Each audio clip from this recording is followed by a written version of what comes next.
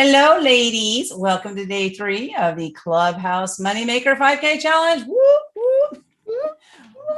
We're moving along. We got our new recruit today, Sylvia Chavez. Some of you know her and known her for a while. Oh, she jumped out. I guess I scared her away. Pamela, what's that look for? I've seen that look of yours before. That's your Home Alone look. There she is. It's my I love Sylvia look. Yes. Hello, everyone. I was going to tell you, Pamela, that you have your shirt, upside down.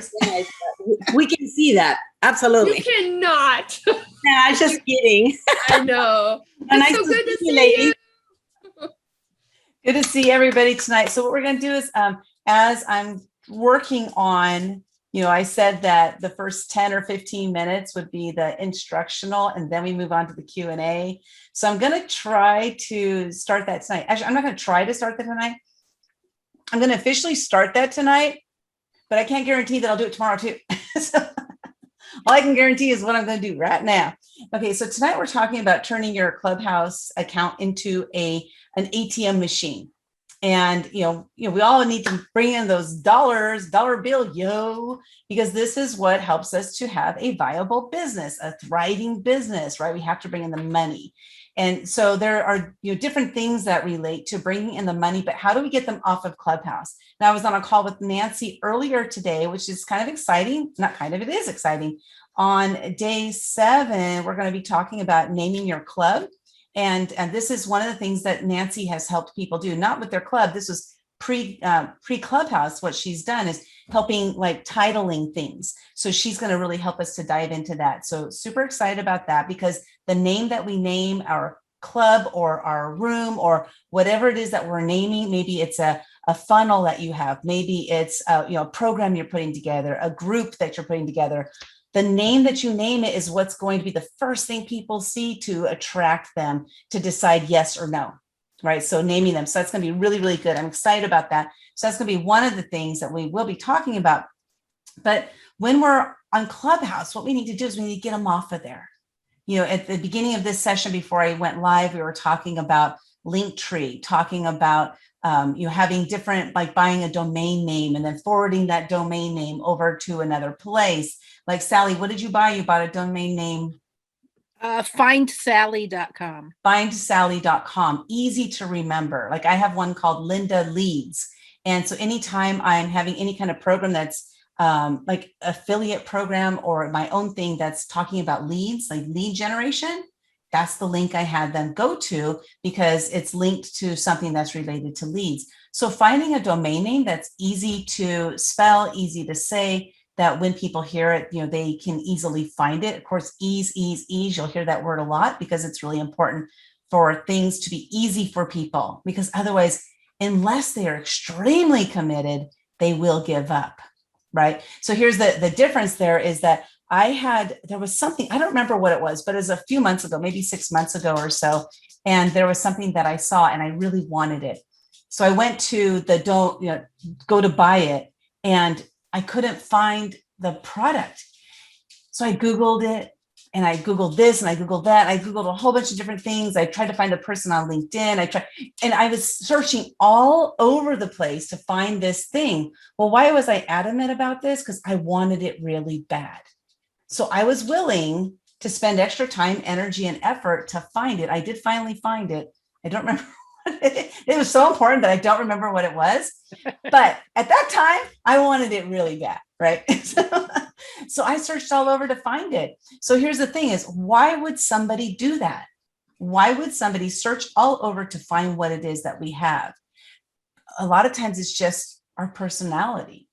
It's our confidence in what we have to offer. It's the value that they perceive that product or service is.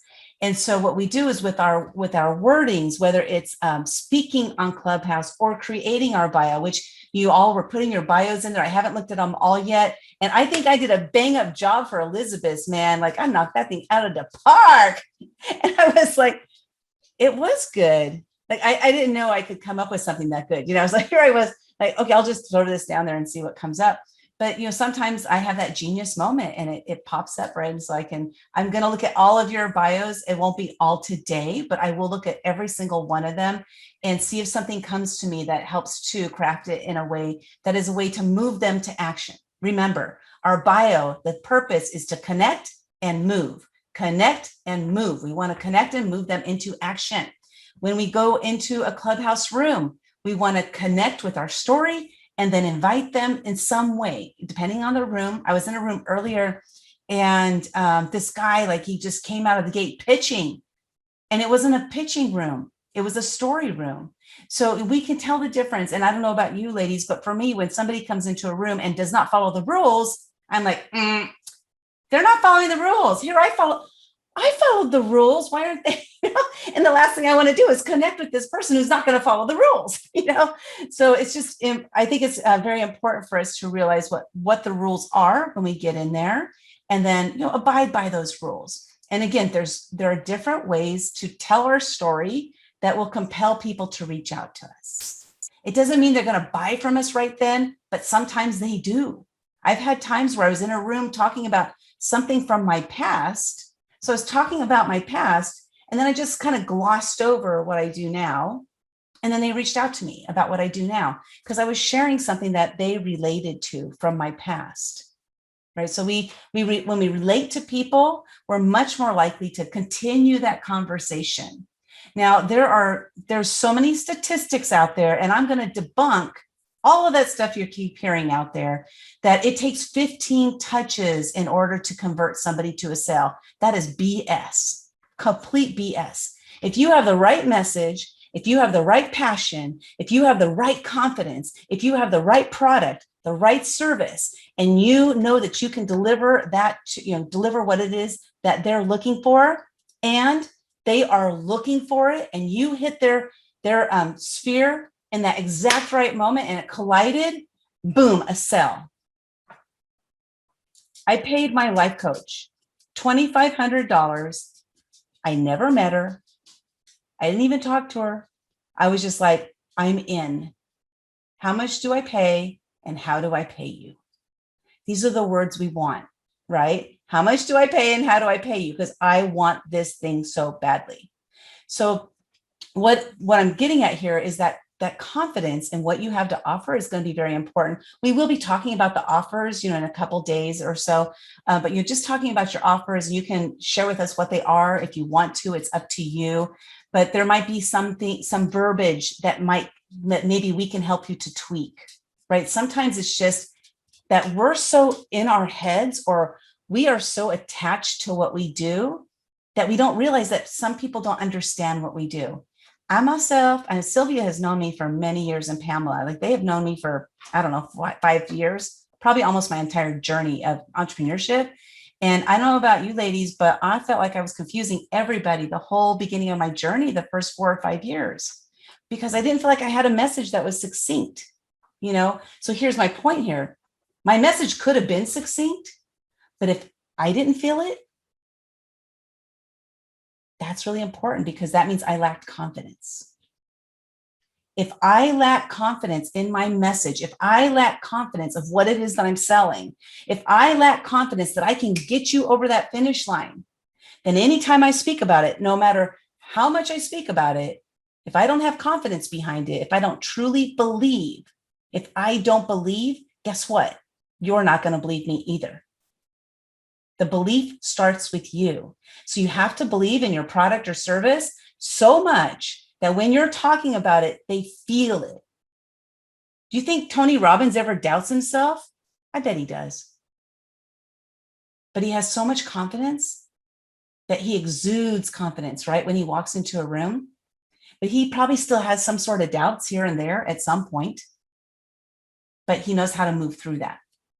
And so it's getting to that place of that confidence. That confidence is really, I don't know if you guys have heard of there's a movie called The Great Pretender. And it's actually based on a true story. I think the original one was with Tony Curtis, like way back in the 60s or something like that. But this guy, he walked into a hospital and was a surgeon.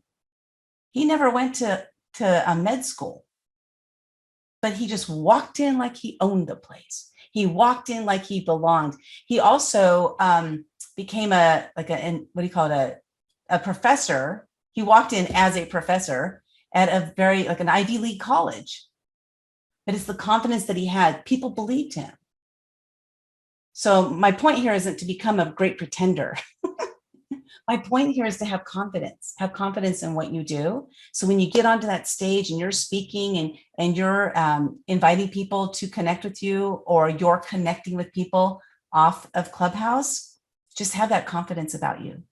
So when you send a message, there's something that women do, not all women. Like when I say things, I'm not talking about all, because there are exceptions to the rule always, but there's something that women do frequently. And I learned this from one of my bosses about 15 years ago.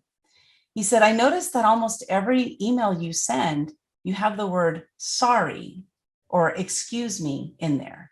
Women tend to say sorry a lot, or we excuse ourselves, or we start a sentence with, pardon my interruption, right? Leave all that stuff out. Just like write it and then cut it out and then send it without it in there.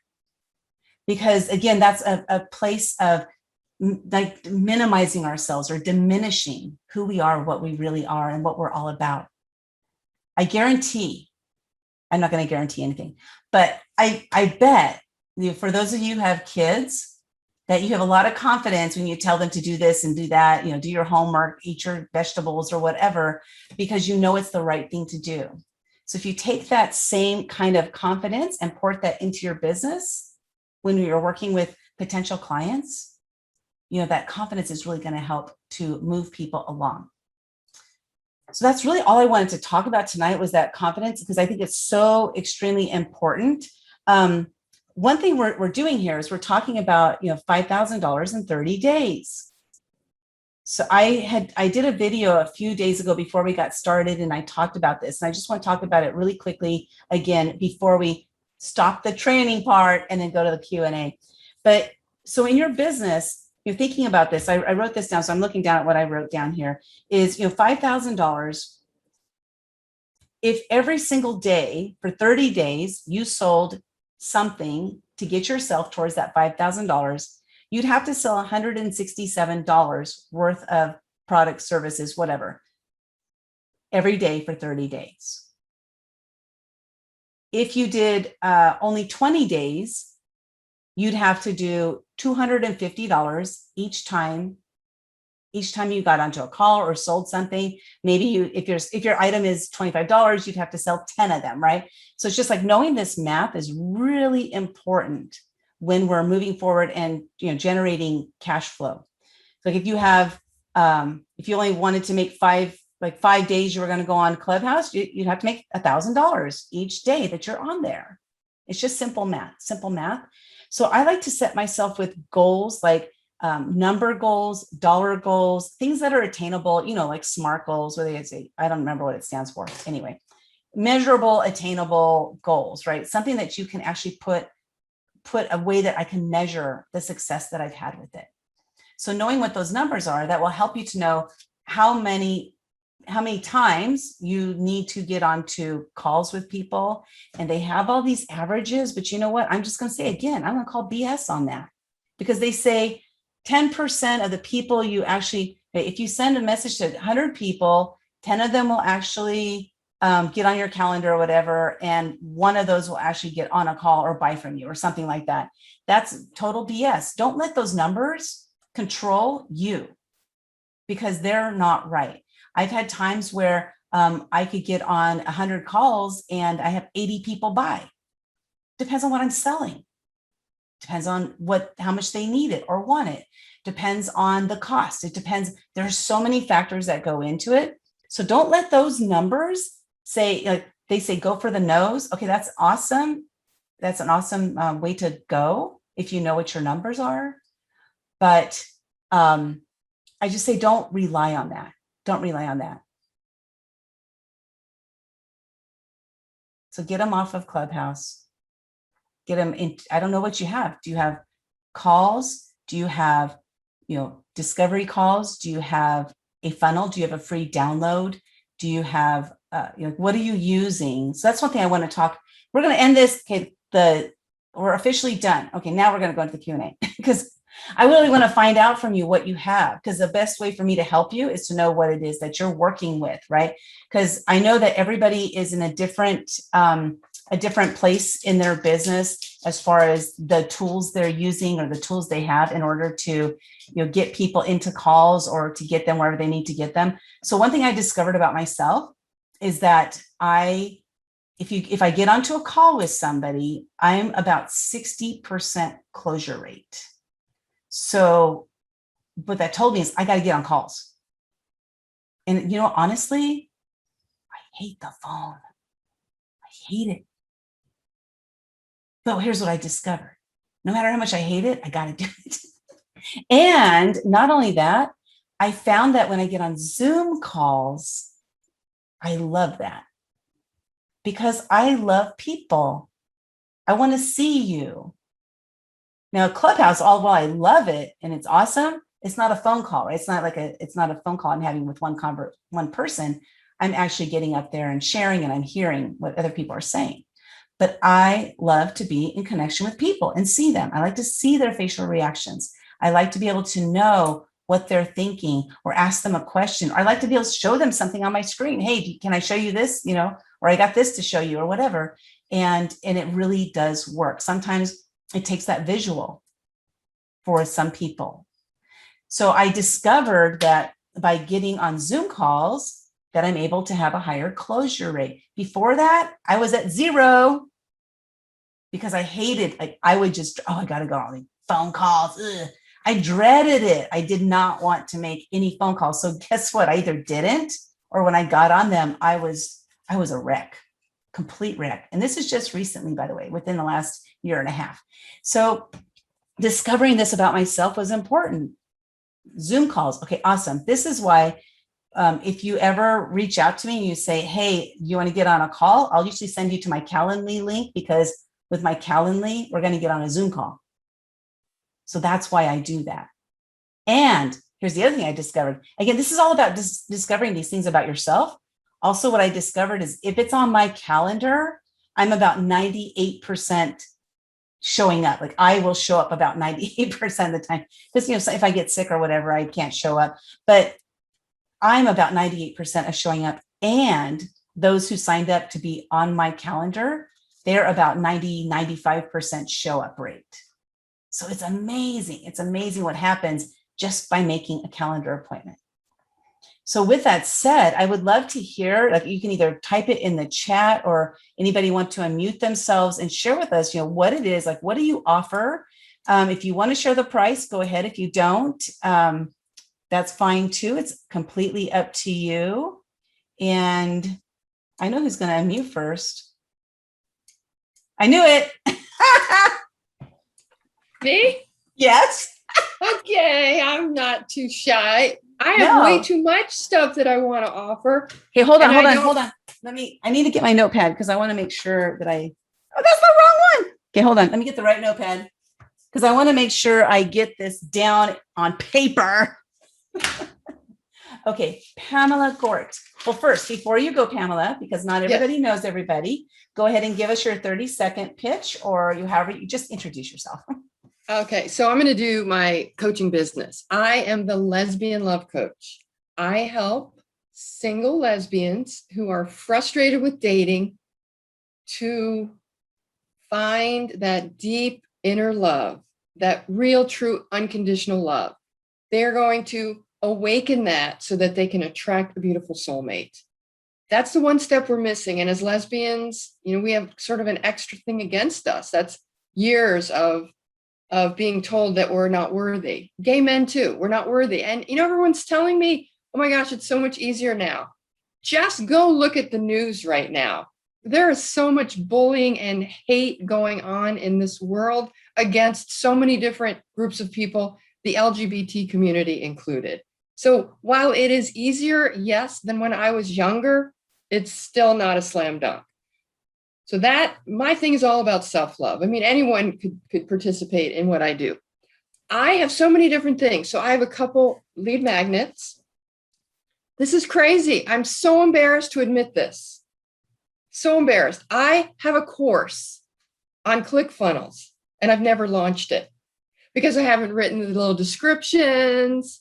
I didn't really have a following. And somehow all of a sudden I have a MailChimp account with 420 names in it. I don't know where they came from, but they're for the Lesbian Love Coach. So somewhere I linked MailChimp with something and I have these names, and maybe they're not all good, but even if 100 of them are good, they could perhaps want my course. So I want to offer, I was going to say like a New Yorker.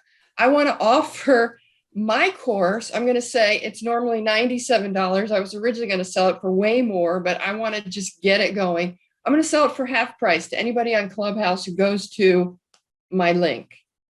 And so I think, that might be a good offer. My free ebooks could be good offers, but I don't have it. How many ebooks do I you have two. I have one. It's called The 7 Mistakes Lesbians Make on the First Date. And the other one is called 5 Keys to Finding and Keeping an Amazing Lesbian Relationship. I think I remember when you created those during our mastermind years ago. Awesome. And that mastermind and another mastermind I was in said, oh my God, this thing is so good. You could teach it as a workshop. And again, that's sitting on the shelf, not doing much. I also have a Calendly link, and someone came out of nowhere, and I did a great call with her the other day. And if it wasn't for the money, she would have signed on right away. But I feel like I'm just going to go ahead and coach her for free. And, at the end of the 3 months, when she gets her other job, I'm just going to say, if you want to pay me, then do it. But I just really want you to have this. So I'm thinking of doing that. Then I also have, let's see what else. Well, I have this idea for an in-person workshop, which I had been working on prior to COVID, and a membership. I want to do a membership thing. I think memberships are really good because you can kind of do them as you go along. So I'm going to have like 4 calls a month, and there'll be different topics. Like one will be a specific topic. One will be a Q&A. One will be like a guest spot. And another will be, we'll actually be doing coaching with someone. They bring their problems and we'll do some in-depth coaching, and it'll just be like a random draw of who gets picked. So just fun stuff, and just keep creating it as I go along, because I hate to be pinned down to something. Oh, you got to do it this way. I'm not going to do it if I have to do it a certain way.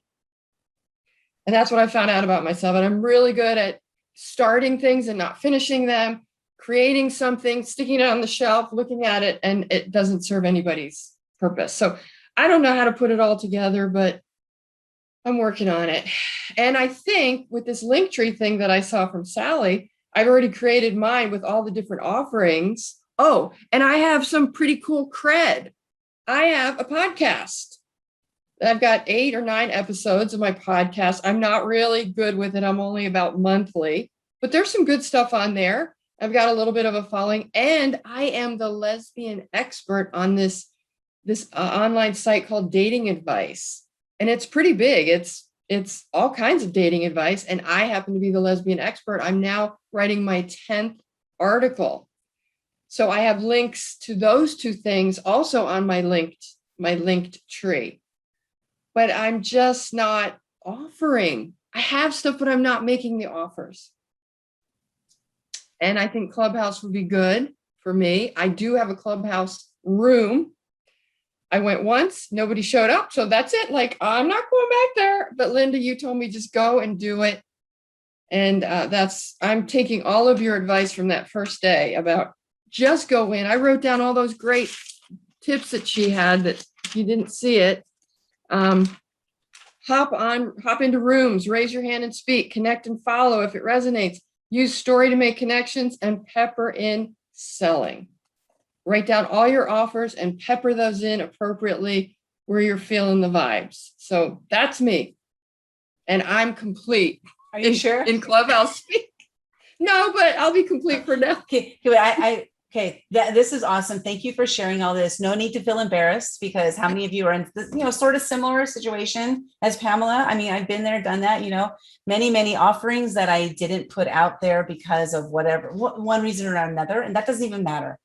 That doesn't matter. It doesn't matter why we did or didn't do something. It's like, let's work from here forward, right? Because we're all about moving forward. So first question though, you mentioned you had lead magnets, plural. I didn't hear how many. I have two for Lesbian Love Coach.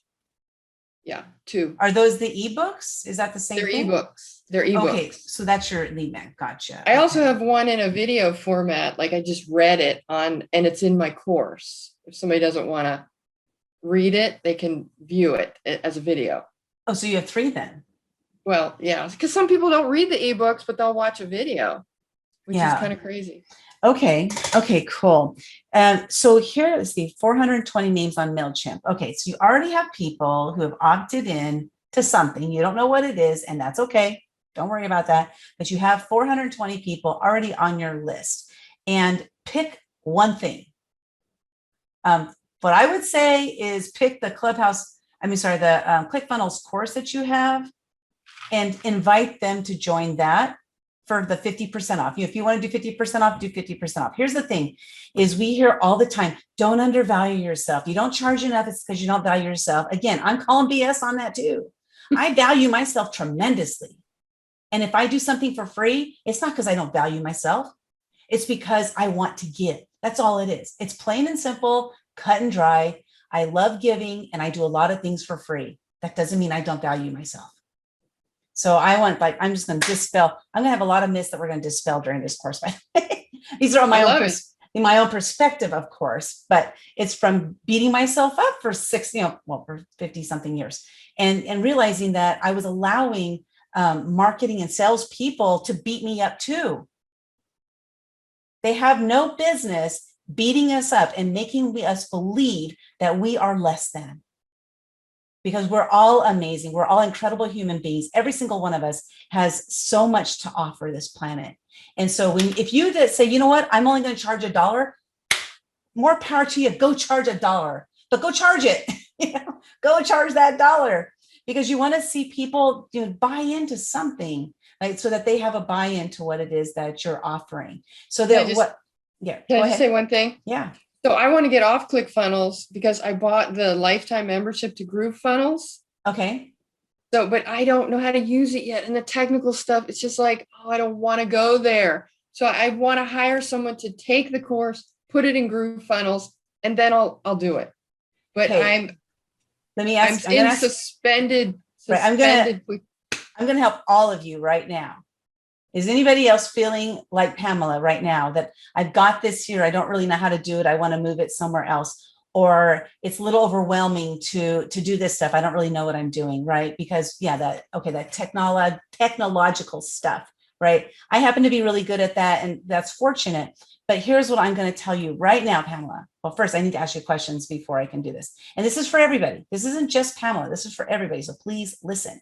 In your ClickFunnels course, what is in that? Do you have videos? Do you have downloads? What do you have in that?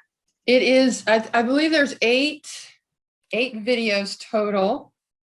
Each video is 20 to 30 minutes. And then I've got some PDFs that are exercises. I have like a meditation, a video, and how to flirt video. So it's probably about 10 videos and a couple PDFs. I haven't looked at it in a while. Okay. Now, so here's what we're going to do is, you bought the lifetime of ClickFunnels. No, you bought the lifetime of GrooveFunnels. GrooveFunnels, which I have Groove also, by the way.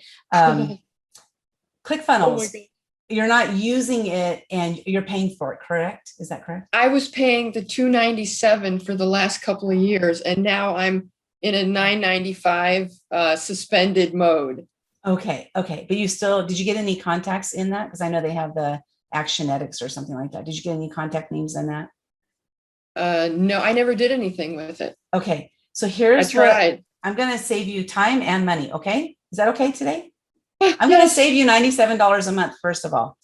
Okay. First thing I want you to do, write this down, Pamela, take some notes here. First thing I want you to do is, if you don't already, get those videos off of your ClickFunnels and get those onto your computer.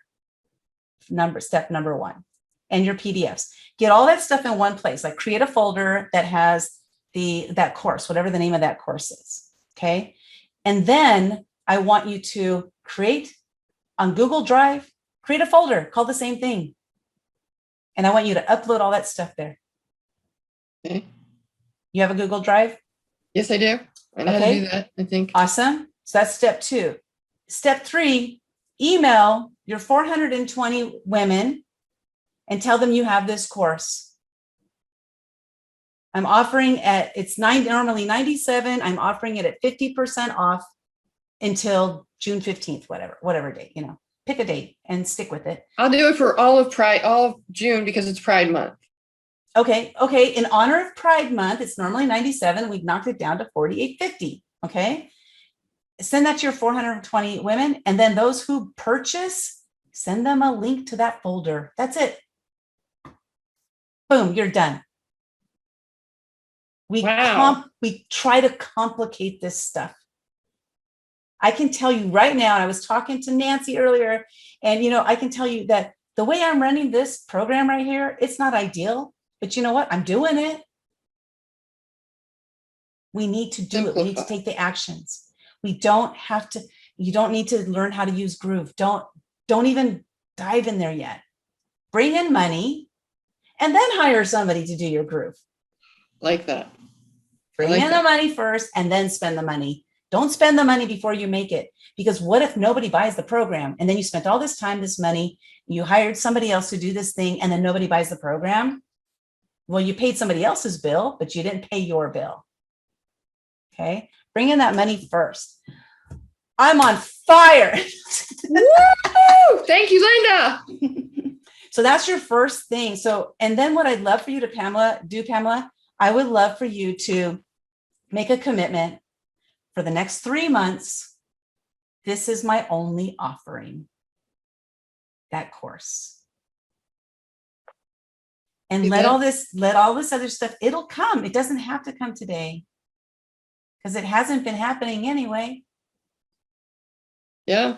So instead, let's concentrate on just one thing and just commit, give yourself a 90-day commitment to that one thing and keep just delivering it the way you have it. They pay by PayPal. Awesome. Here's the link. They pay by PayPal. Awesome. Here's the link. Just keep sending them there. It doesn't have to be the way all the gurus are doing it. They all started somewhere. They all started somewhere. They all have these teams. We don't have that right now, right? Because we don't have that, we can't pretend like we do. We can still act as if without having to do all that stuff that they're doing.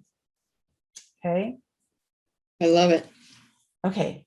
I was hoping that would relieve a little bit of the, I could feel the overwhelm. At least I was feeling overwhelmed with all the stuff you have, there's so much. Okay. I want to address one other thing you said here. There's a woman you got on a phone call with and I just want to coach her for free. So let's do this instead. I'm just giving an idea. Okay. You can do whatever you want. Just giving an idea, 2 different ideas. One is instead of for free, ask her, can you pay $25 a month? Or say, what we'll do is after each call, and I did this the other day, by the way, after each call, I'm just going to send you a PayPal link and go ahead and tip me however much you want to tip that day. So 2 different ways to handle this in that they get a buy-in and they get to participate. So I did that with a woman and she sent me $50. It was like a 30-minute call and she sent me $50. I said, just tip me however much you want to tip me. And she's like, I love that idea, so she loved it. That's brilliant. So I'm just giving like different ideas of different ways to, again, I want to help you generate revenue. That's what I'm here to help you. Like I'm looking at the revenue sides of this, right? That's what I'm looking at through this whole process that we're doing here. Mm-hmm. So how can you move it into a revenue call instead? So the other day I was on another call with another woman and it was 30 minutes, $125. She tipped me. Each person will have a different number that they tip. And I want to share this. It has nothing to do with your value. So if somebody tips you $10, be grateful and thankful that they tipped you $10. And don't think they thought I was only worth. Don't go there. Don't go there, girl. We have no business being there. $10 is better than no dollars. Exactly. Because if we're originally asking for no dollars, then $10 is really great, right? I know. I love it when I get $1. Shoot. When I find a penny on the ground, I pick it up. I jump for joy. I found a penny. You know, I love it. It's just fun. It's fun. So let me see if I had anything else for you. So that's what I see. Oh, the podcast. Question on the podcast. Do you interview people on your podcast, or is it you only? I do both. I've only interviewed one person, but I've got 3 people that I'm going to be interviewing. Okay, great. Because inviting people. I've interviewed 2 people. Sorry. Okay. Inviting people to be interviewed on your podcast is an offer. Because when I say make an offer every day, it's an offer for them to move in some way, shape, or form. Maybe the offer is join my Facebook group. That's an offer. Okay. So if you have, I love it. I've gotten a probably good 60 or 70 leads just by saying, I'm looking for women who want to be interviewed on my podcast. You know why? Because you're offering them value. They get to be on your podcast, right? So if you got that podcast, take advantage of it. Take advantage of it. We'll talk about Linktree in just a little bit, Nancy there. Awesome. I feel like a tremendous weight was lifted. That was brilliant coaching, of course. No surprise there. No surprise there, Linda. Thank you so much. Does anybody else have any other thoughts that they'd like to share with Pamela before we let her go? Sylvia. Yes, Linda says, when you don't charge anything, I feel that because it's not about you, again, it's about them. So it's about how much is their worth. If they can afford $100, it's because they feel that's all they are. And because, scarcity is also mindset, right? So, and be careful when you step into scarcity because you're feeling that, well, I will do it anyways. I need to practice. You are already an expert. You've been doing this forever. So you don't need to do this for free. And of course, if you don't want to deny your coaching, it's absolutely beautiful from you because I do the same thing. I say, these are my fees, but money is not going to be the reason why you don't take my coaching. But always charge something because it's about their values. And women never, ever invested on themselves, not even a penny, because they don't feel they're worthy. So you need to give them their worth back. And you too, and give yourself your worth back too. Yeah. Thank you, Sylvia. Thank you. That's good. Yeah. Thanks, Sylvia. Linda, could I just jump in on that? Well, let me go to Lisa because she Okay, raised her sorry. hand. She did the cute little hand raise thing. Did the Lisa. hand. No problem. I was just thinking, you already have the major thing that gets you over the top. You said this is Pride Month. So that's it. That's your end sentence right there. Welcome to Pride Month. I have a great offer for you. Whatever. And then you got all of these things that you can offer as a package. And because that's the way they're already thinking, you're already in. Yours is so easy. I wish. I'm listening to you like, oh my God, I wish I had some of that. I'm trying to figure that out. So you really have everything. All you have to do is just package it. Just have the right little sayings. You know what to say for your people. You know how to get them. And that will be it. You got sales after sale because everybody's thinking about that already. So I think you'll be doing good. Thank you, Lisa. I agree. Yeah. Nancy.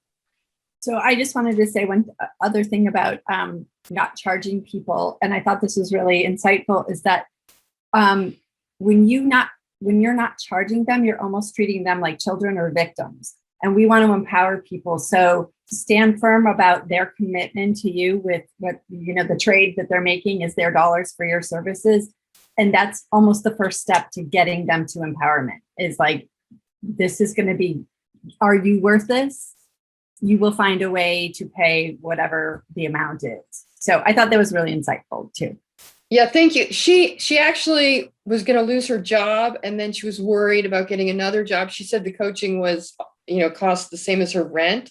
She said, I think it's totally reasonable. It's just right now just that would be make me a little nervous. So she was all in, but it was going to have to wait until August. So I think for me, it was like, I really want to start coaching her now. So I could say, I want to coach you now. And then in August, you can pay me then. Right. Maybe I say that. So thank you, though. Thank you. And sometimes I do forget that, we need to value ourselves. Yeah. Or that's the person you give the free to, your programs that you already have. So she can do that on her own, and then she sees how valuable you are. She'll be willing to pay as soon as she can. Yeah. So good idea. that way, you still have it both ways. And ask for a testimonial. Yeah. Go ahead, Sylvia. Ask for a testimonial at the end if you give it. Mm-hmm. Yes, for sure. For sure. Thank you. Now I'll just ask everybody to help me too. Okay? Yeah. Of course. We're here all night long. I'm silly, so Well, and that, like, I like what Lisa said there. And then also, it's just thinking of that is that you could offer her, I have this course, it's only $48.50, to see if she even will invest the $48.50, right? Because then she invests that $48.50. If she invests that, then you can say, you know what, I'd love to give you a bonus by giving you a couple coaching sessions for free, until August or something. Like, there's you decide. It's your business.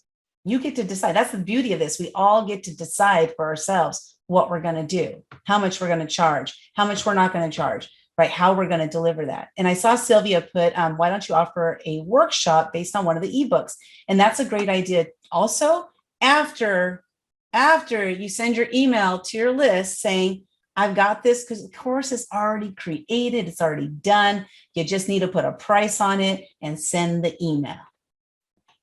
Well, download the stuff, upload the stuff, and then send the email. Yeah. But that shouldn't take that long, right? That shouldn't take, less than an hour probably to download and upload. Yeah. I'm excited. Okay. Awesome. I love it. We end up masterminding. I can't help it. It's just my nature. Okay. So next up then is Sylvia. She was faster than me. Pamela was faster than me. That's why she went first. It's because she had her finger on the thing. We are from the school. That's why we know. Yeah. Gotta go now. Yeah, we're gonna go now. Okay. So wait. Before you do that, introduce yourself so everybody knows who you are. Hello, everyone. Yeah, of course, you don't know me. I'm Sylvia Chavez. I am America's Love Queen, and I help women that have gone through trauma, bad relationships. I don't know if you know anyone with that description, before, and to really heal their scars and their wounds so they can embrace themselves, exactly who they are, and attract the right partner into their lives. Yeah. So kind of what Pamela does, but for straight women, for now, Right. She's Pamela for straight women. Yeah. You're Okay. Sylvia for lesbian women. Yeah. Okay, so what do you got, Sylvia? Let's hear it. I'm ready. You're super ready. You're so ready. Okay, so right now I'm launching a course. It's my pilot. I will do it in Spanish and in English.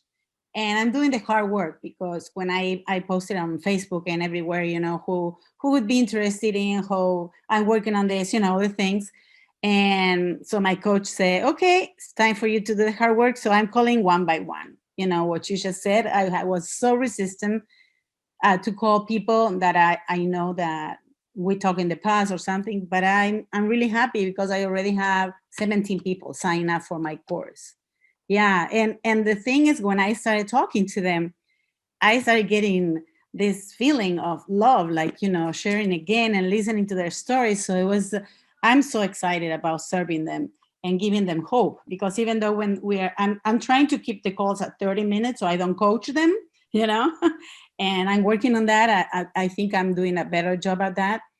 And so right now, this is going to be the pilot, so I can create a course based to, made for them by design. I don't have any idea about how is that going to be. I have an idea, but they will tell me what they need. That's the whole principle of the course.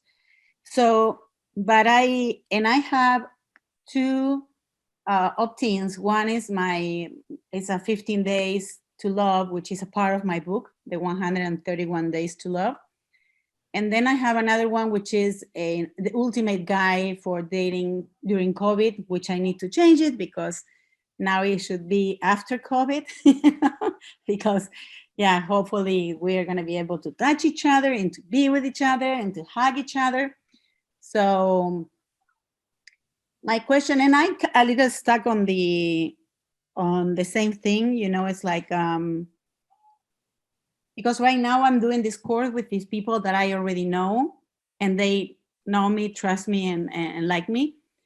So what can I offer next? And the course is $97 per person. I have 2 or 3 people that I offer them as a JV partners. It's not such a big amount of money, but it was just a beginning to feel like I'm a big fish, you know, in the pond. And so what could I offer in Clubhouse? Or how could I introduce myself, or what can I say? Or, you know, what if I need another opt-in? Or yeah, I have a podcast, I have a show, and yeah, all that. So I'm open to your genius. Awesome. Awesome. Thank you for sharing. So you have it's a course, it's in Spanish and English. So one in Spanish and the other in English, not the, I know before you were talking about doing the bilingual. Okay. So you're not doing that. Okay. Awesome. And you have 7, oh, go ahead. So I have some people that it will be all in English, and the other one, it will be all in Spanish, because when it comes to emotions, people want to speak in their own language, you know, in the one that they feel better. So that's necessary to do both. Okay, awesome. And then you have 17 people signed up at the $97. And when does the course launch? The course starts on the 12th, and Monday the 12th, Monday the 14th, and on the 7th is the registration closed. Okay, and how long is the course? 5 weeks. Okay. What are they going to walk away with after that 5 weeks? The promise is that they will learn what are their limiting beliefs that are stopping them from finding love and repeating the same shitty relationships, and then replace those beliefs for new beliefs that are going to empower them and really take them closer to who they are, so they can attract the kind of people they want, and they can have better relationships.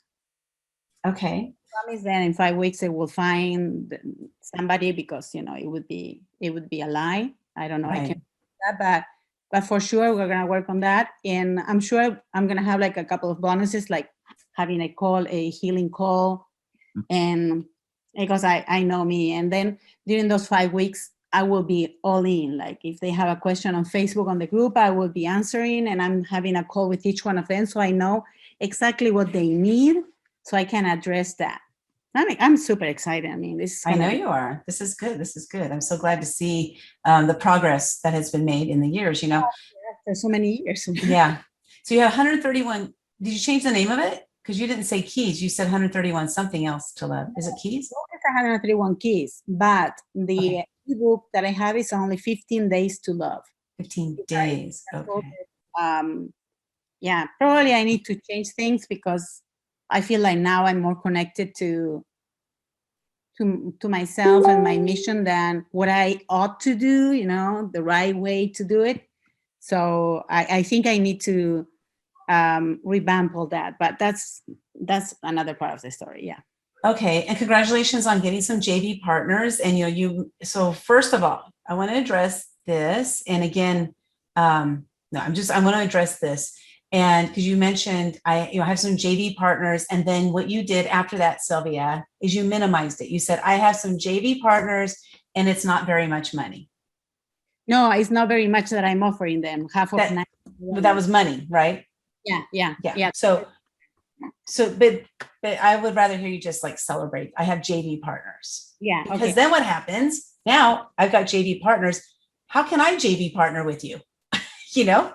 Right? Because like, how can I find out how I can help people find love in their life by you doing the work, and I get money too, right? Yes. So So yeah, so that's one thing. So if anybody wants to JV with Sylvia, you want to find out about how you can JV with her and make money by referring people to her, go ahead and connect with her. Yeah, definitely. What about you, Linda? But then I say 97 half is not that much, but you're right. Oh, no. Okay, hold on. Remember, I celebrate a penny. Okay, okay.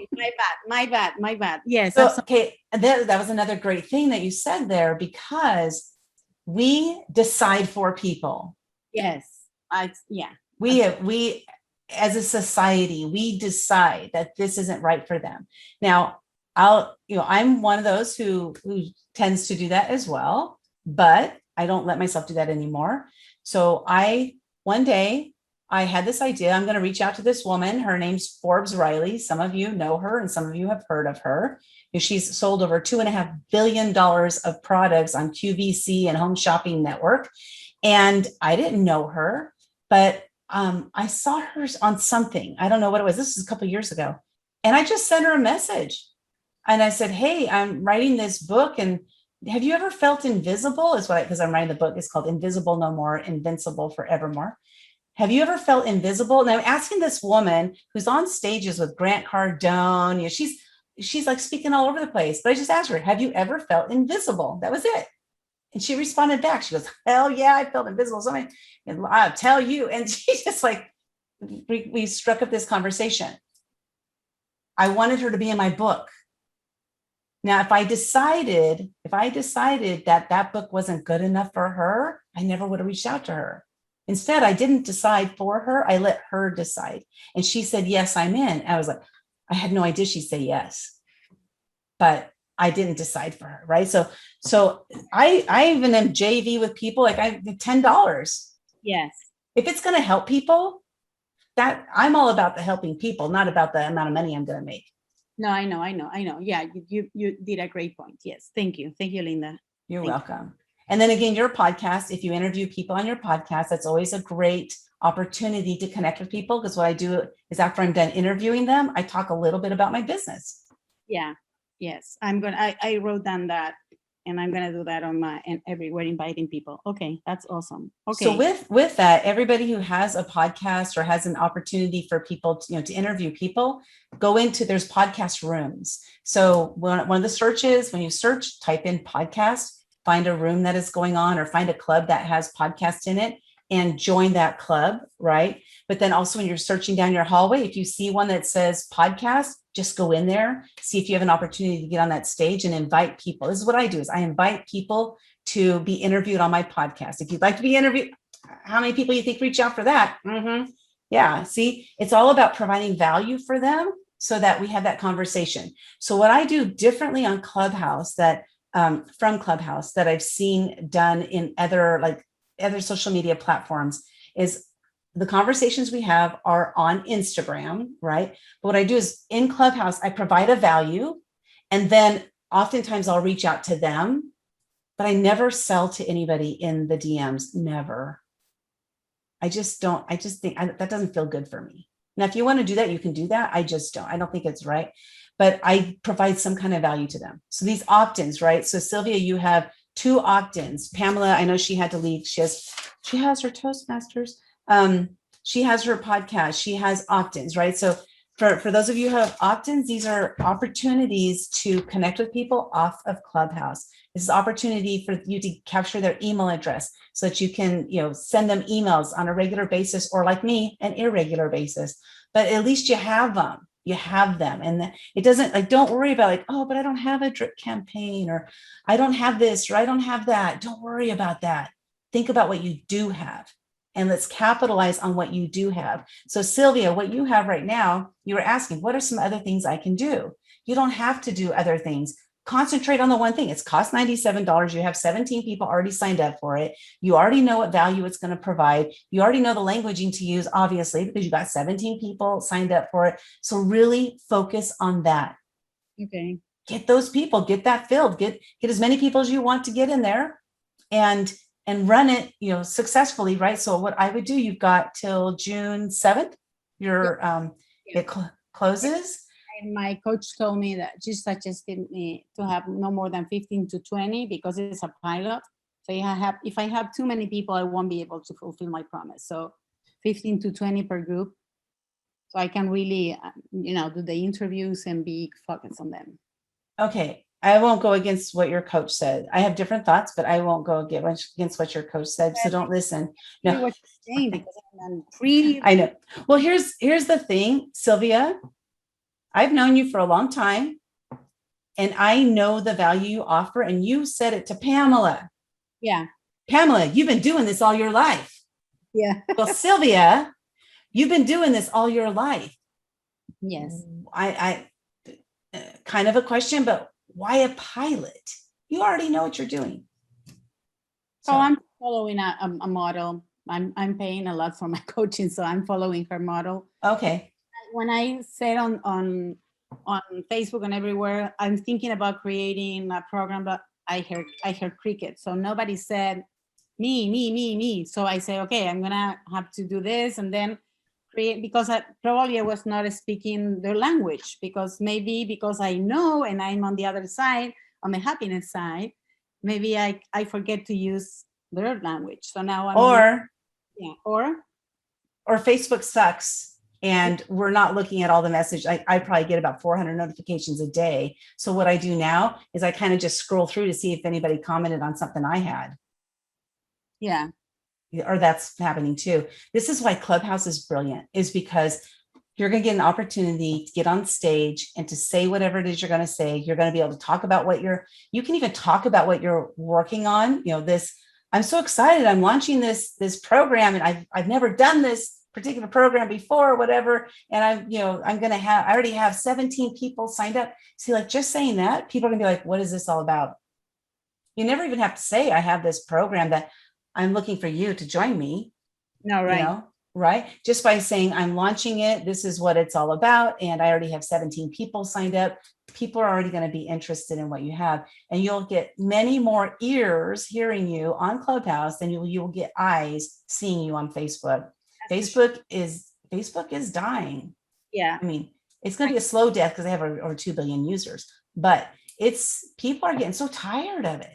Yeah, it's true. It sucks. I myself included, especially when they ban me. Okay. So anyway, Yeah. but so I would recommend, Sylvia, is really concentrate on that, at least until your launch, which is until your cart closes on June 7th. And then just use one of your opt-ins, like be known as that. Be known as that. Okay. Yeah. Yeah. I can even offer the whole week, the whole book for a week, because it doesn't matter. It's the same. And making it like, because right now I'm doing this, I can offer you for just a week, the scarcity thing for 1 week. And because I'm new on here, on Clubhouse or something like that. Yeah, just making some kind of offers to see what works. Again, we're testing. Every time you go into a room is a new opportunity to practice on other people. Yes, absolutely. Yeah. Thank you. I think this is awesome. Wow. You're welcome. One day for me. Exactly. Oh, Linda, I love you. Well, also, I see Nancy's got her hand raised. So Nancy, is this to go first, or is this to offer something for Sylvia? No, this was to go next. Okay. Okay. See, Nancy learned. She's like, I'm just going to raise my hand on the That's what I did. I'm like, oh, okay. I know how to raise my hand. So okay, awesome. That served you, Sylvia? Okay. Absolutely. I have, yes. That was, love it. Thank you. Fantastic. You're welcome. Nancy, you are up. First, start with your introduction, please. Thank you. So I am the founder of Coaching with Kindness and a Brand New You. And what I'm doing is taking my experience as a brand strategist for over 20 years in healthcare organizations, big national global ones. And I've combined that with law of attraction. So I'm law of attraction life coaching and helping women business owners rebrand themselves. So whether that be for their businesses, which is what I'm excited to talk to you guys about, or for yourself, because once you have a good, solid feeling for yourself, you can bring that to your business. But I won't go there. But I'm new. I'm so new. You guys are awesome. I'm so impressed with all the things you have, because I'm just trying to figure out, okay, I was going, I have my own branding consultancy. Yeah, go ahead. Okay, before we go there, I want to address one thing that you said in your introduction. Mhm. You said 20 years, and you said with big national organizations, big national global ones. I wrote down exactly what you said. Yep. What are some of the names? Anthem Inc., Kaiser Permanente, Medtronic, Herbalife. Those are probably, and now Amwell, which you guys may not, it's not as big as, but it is global. It's telehealth. So I'm very confident. I'm really good at doing that. I'm just trying to figure out how to package. Okay, so what I want to go back to that by mentioning their names. It's instant credibility. Okay. So when we say big national global ones, I feel like you're on The Price is Right and you're not allowed to say the name, No, like, that's so funny because there are times because I've been so ingrained in some of that stuff, like Kaiser was super, super, super sensitive about letting other organizations use their brand name as an endorsement for them. So I probably hyper swung the other way and be like, oh, I don't, but I mean. You worked there. I worked there. Yeah. They're not endorsing brand strategy department. Yeah. That was my stuff. Right. So you say, 20 years experience as a brand strategist for companies like Kaiser, global companies like Kaiser, Herbalife.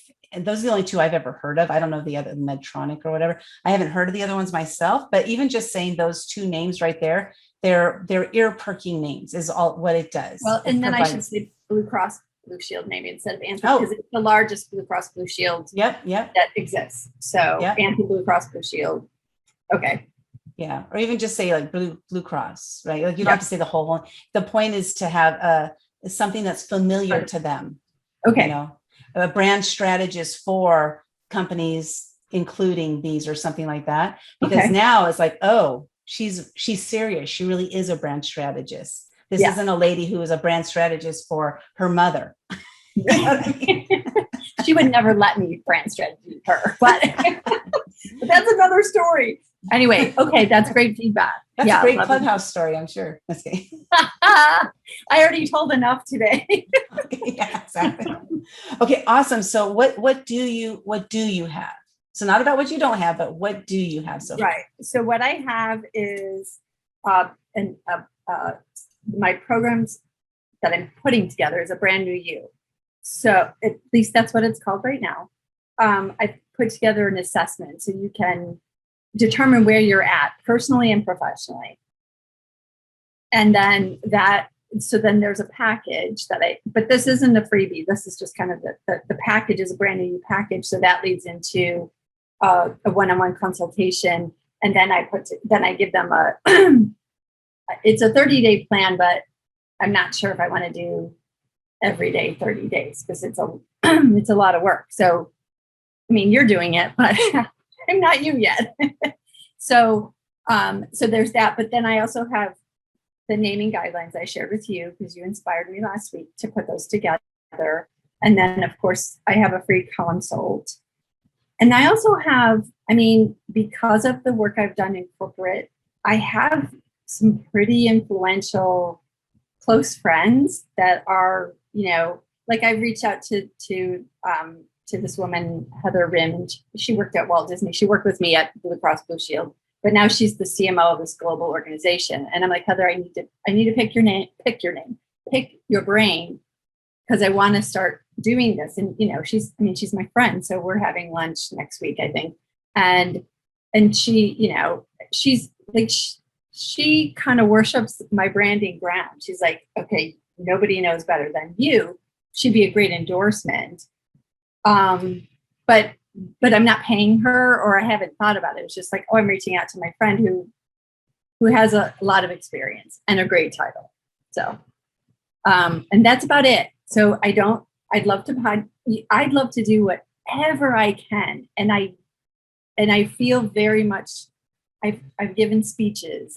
I've done all of that to lots and lots of people in the corporate world. Now this is my own gig, and You know how excited I am about stuff. I'm passionate, excited. I'm at a point in my life where I cannot wait to share and to help people.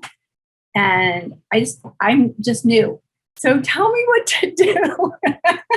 Don't you tell me what to do. I'm open. Tell me. First thing I would do is Google search brand new you and see if it's trademarked. Yes. That's the first thing. I have a friend that was putting together a summit couple weeks ago, and the company who actually has that same exact title reached out to her and gave her a cease and desist letter. Yeah, and that's that's an excellent point, and but sometimes, well, I'll do that because I haven't done that yet. But sometimes those generic terms can't be trademarked because they're too widely used. So a company couldn't come up and say, that's mine. I can say, I have 1,000 other examples of where it's been used. But I will do that just for peace of mind. Just to make sure. Yeah. Because women action takers couldn't be trademarked. I tried it and it was for that exact reason, because they're all standalone. Yeah. So, okay. That's the first thing. So as far as the brand new you program, how much is that going to cost? So right now the package is $227 and it's one-on-one. I really want to move away from one-on-one. I want to do group coaching. I want to do speaking, which is going to get me to those group coaching programs. I'm like a hungry, I'm trying to pick up everywhere and then figure out what does that look like for my company, my brand, and the things I've done in the past. So I've done things I've never spoken on a podcast. I would love to have a podcast. I'm like, you guys are so cool and so impressive. You have podcasts and books and oh my God, it's really cool. And I'm so fortunate to be, hanging with you guys right now. So thank you. But I want to do that too. And remember, you're getting started, right? So we all got started somewhere. Here I am 6 years into it, and I finally launched my podcast, right? So we all start somewhere. And here's what I would recommend for you, because you already have the one-on-one consults that you're doing for $227, and you want to move out of the one-on-one. You said it yourself. I want to move out of the one-on-one and into the group. Just start offering the group for $227. Per person. Per person, but then do like a program, right? How do I take one-on-one to a group? Okay, well, let me ask, for your one-on-one, how long do you meet with them for the $227? An hour. So it's an hour. They only get 1 hour and that's it, and then you're done? You don't ever meet with them again? Well, no. So what happens is I meet with them, and then I put together like a self-study program. So they get a 30 days of I was doing each day to kind of, develop their brand. I mean, and I'm struggling because there's so much stuff you can do to properly manage your brand. So you can start off with things like a name, which is very tangible. Okay, so instead of getting into the weeds of it there, can you take the next couple days, like maybe by Monday? Here's your homework assignment. Got it. By Monday, can you come up with an outline of an 8-week course where you can deliver all that information to them as a group? Yes. Okay, cool. Because I have one client who's like, I want what you're selling and I want to pay for it. Tell me what I need to do. And I'm like, hold that thought, because I need to organize it. So thank you. Yeah. And I just came up with the number 8. I don't know why, I just did, but come up with that, whatever number works for you. And so if it's 8 weeks or it's 3 weeks, whatever it is, come up with that number and then apply that $227 to it and just turn those one-on-ones into a group program. And then decide, like Sylvia decided, her coach was right, anywhere from 15 to 20. Decide if you want to have a cap. And if you don't want to have a cap, don't have a cap. I wanted 150 for this. That's how I am. I always dream big. I don't always hit the mark, but I dream big. And that was my vision. I didn't have it on a vision board. Maybe that's why I didn't hit it. But so it's having that vision of what you want, what that looks like, and really literally just create the outline. And then Okay. as far as the delivery, maybe what you can do. So like what I did is I created the outline. I did 30 days. These are the titles of them. And then this day is going to be a video. This day is going to have a worksheet. This day is not going to, so I kind of just outlined that. So I knew what was coming. And then I decided, am I going to do any pre-recorded videos? No, I don't like doing those. So I'm not going to do that. I'm going to do live because that's how I like delivering. I just decided what I'm going to do. And then I put it out there. Okay. But I didn't create the course. I sold the course first, or the program first, sell it first. And then, okay, people are interested. Now I need to get my ass in gear and start deciding what I'm going to do, Like That is a great motivator. Yeah. But so what That's you what do, I was going to suggest. yeah. So like with Sylvia, right? So she has a deadline of June 7th, but her course starts on June 14th. That gives her 7 days to really like get her act together to decide exactly how she's going to deliver the course. Nobody has any idea how you're going to deliver it. You know why? Because not even you know. Yeah. So true. So true. We don't have to really worry about that so much. Like my goal, again, is just to get you started and get you out there and get you to, selling this course. So decide on the date you're going to launch and then close your cart, close it like a couple days before or a week before or what have you. And then now, I got to get moving. Now, me, I didn't close my cart and I'm not closing my cart, so everybody's different. We're going to operate it different ways. I'm the kind of person who's like, I'm going to jump in and see what happens. Hey, if I screw up along the way, I know they're going to forgive me because they love me so much. Like that's kind But of I how don't know operate. when you, I love that. I don't know what you mean by a cart or how to like some of the basic stuff that you guys Okay. know intuitively. So let's do this. You have your homework assignment. I got it. Monday. And that's all I want you to think about. Okay. Okay. I will do that. But don't let all that. There's so many things that we can all throw at you. You should do this. You should do that. But the reality is you don't have to do this. You don't have to do that. I want to make it as simple as possible for you to get money into your bank account. I love it. Yeah. Love it. Cool. It's way easier than they make it for us to believe.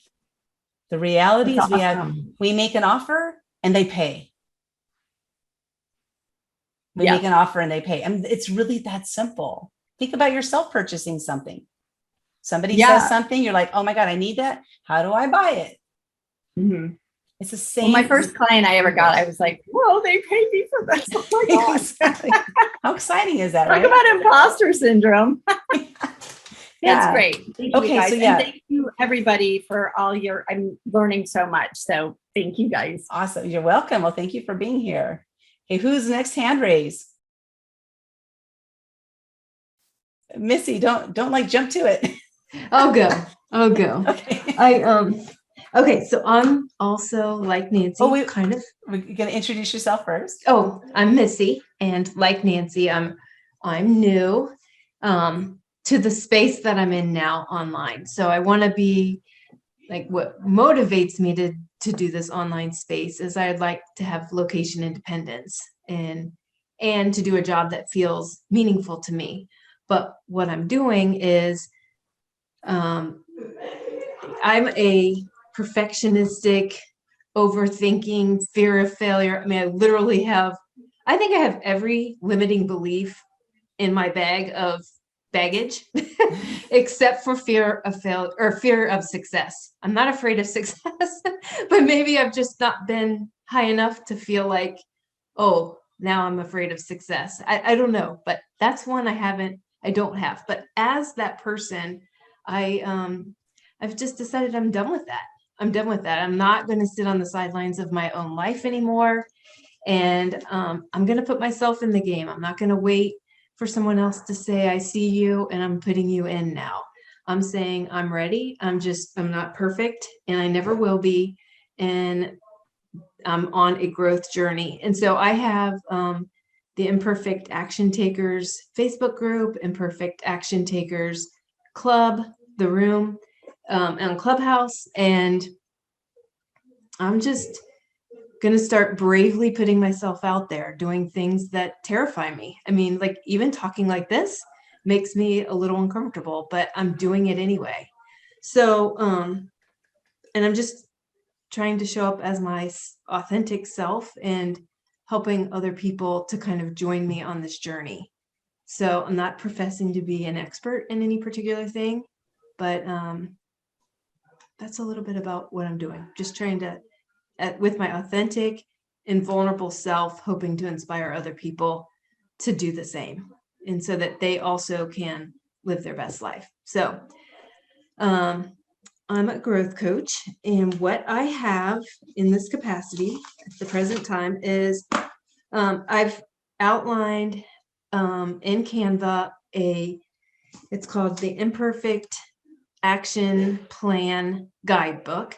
It's like 25 pages, and it outlines all the steps to go from point A to point B, to go through a growth process. So whatever your goal is, whether it's to become fitter or to eat healthier or to speak publicly in front of a crowd, or whatever your goal is, it can help you to get to go on that path of growth. So that's my product. That would be, I guess you would call it like kind of a smaller offer, where I don't really, it's a low touch offer, and it's created, and I have all the stuff set up through the thing that will be delivered, and the payment, and the email sequence, with the nurturing email sequence. Everything's ready to be set into motion. So that's what I have. I also have my lead magnet, which is 125 journal prompts, because part of my own personal journey is that I've learned I need to journal, because it's very important to establish that belief in myself and to just get my thoughts down on paper. So when I first started journaling, which I was that person that would never dare write my feelings down on paper, lest someone might see it. So anyway, I'm starting to put things on paper, but it's really hard for me. So I realized, looking at a blank sheet of paper, I didn't know what to write. So I started to look at journal prompts, and I curated and made up, some of them I got off the internet, some of them I made my own, but I curated a list of 125 journal prompts. So to help other people start their journaling journey, and without having to stare at that blank sheet of paper. So that's my freebie. So to capture emails. I was hoping to develop a course, which, hearing you talk to Nancy about how to do a course, I feel like I've had a lot of angst about developing a course, feeling like it has to be so incredibly perfect, and it doesn't. I mean, I'm thinking, oh my gosh. I mean, I feel like I need like 6 months lead time in order for me to develop this course. And to think that I would like sell something and then figure it out is freeing, yet terrifying all at the same time, as silly as it sounds. But I do like the simplicity of how you kind of approach things. So I'm probably more in the freeing side. So anyway, I do want to develop some sort of a course, or I should say launch a course and then sell it and then develop it on the fly.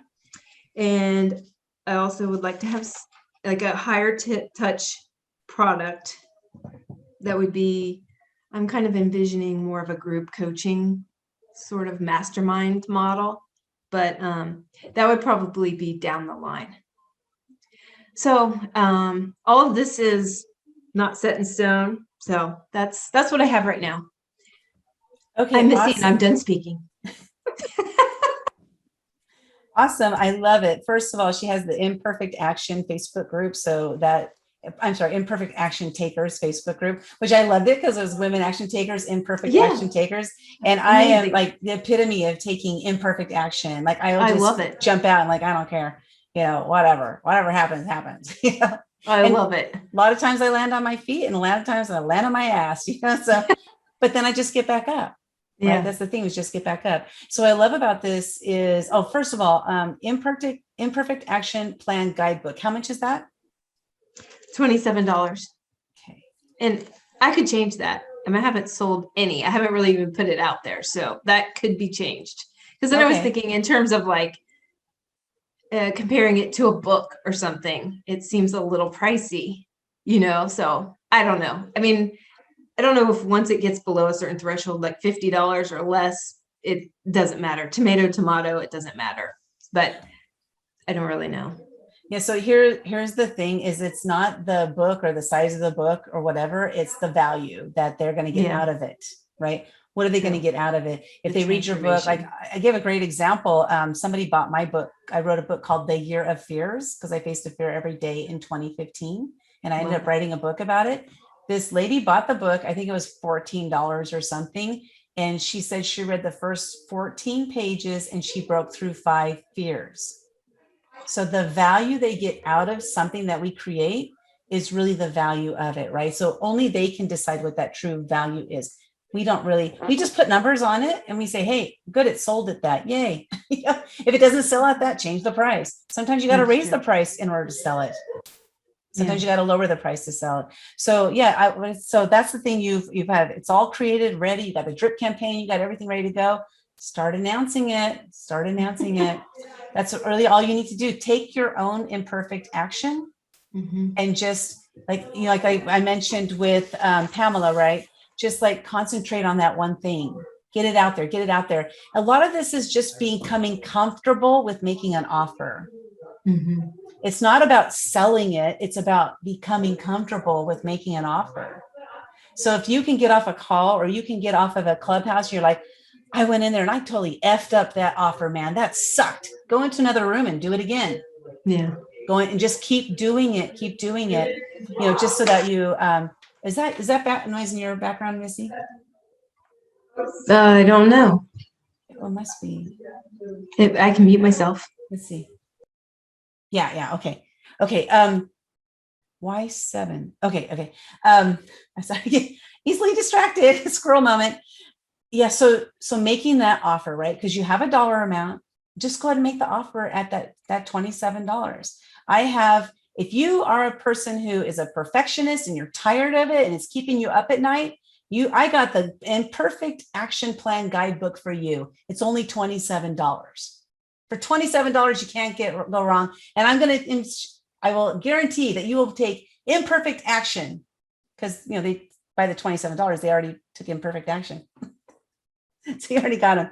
But then, so you have your 125 journal prompts. How is that going? Go ahead and you unmute yourself. I'm sorry. Just, it was a lot of noise in the background there. It's okay. I think I was like, was it this? It was me rustling papers, or it could be my daughter. She's here, and they're like voices. Yeah. Okay, it's my family. They're being loud. They should enjoy themselves. Yeah. So the journal, 125 journal prompts. How many opt-ins do you have of that so far? 20 so far. So thank you. And that's, let's see, I'm trying to think how long I've only had that out there from less than a week. So it's not bad. Like this weekend I got it all finally hooked up. So where it worked perfectly. Cause some of that tech stuff, little glitches here and there. And I know. Finally got it all hooked up this past weekend. Next thing you know, you're banned from Facebook. Right? I'm not there yet. I'm the threat.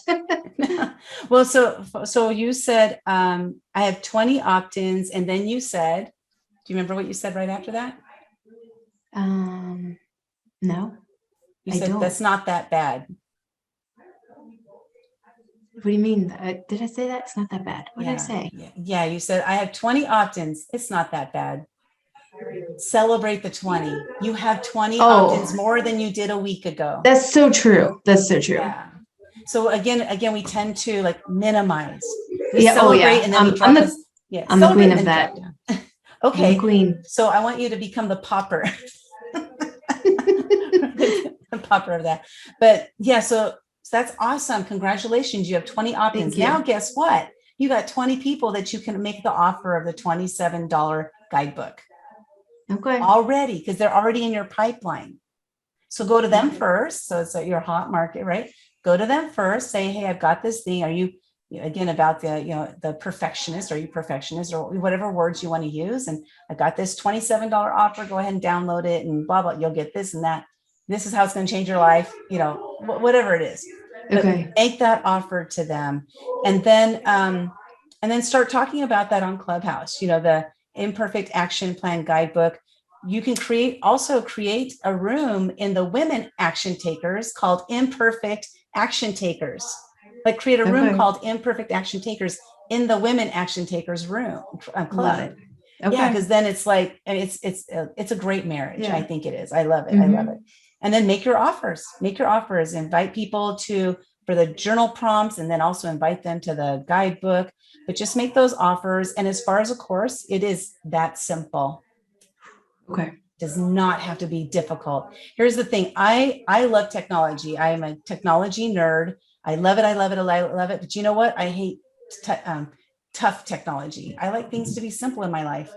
So I'm always looking for the simple things that are going to help me to move my business forward. And that's what I'm going to help you with, is to realize that it doesn't have to be that hard. Yes, it can be that hard, but let's bring in the money first and then hire out the hard stuff.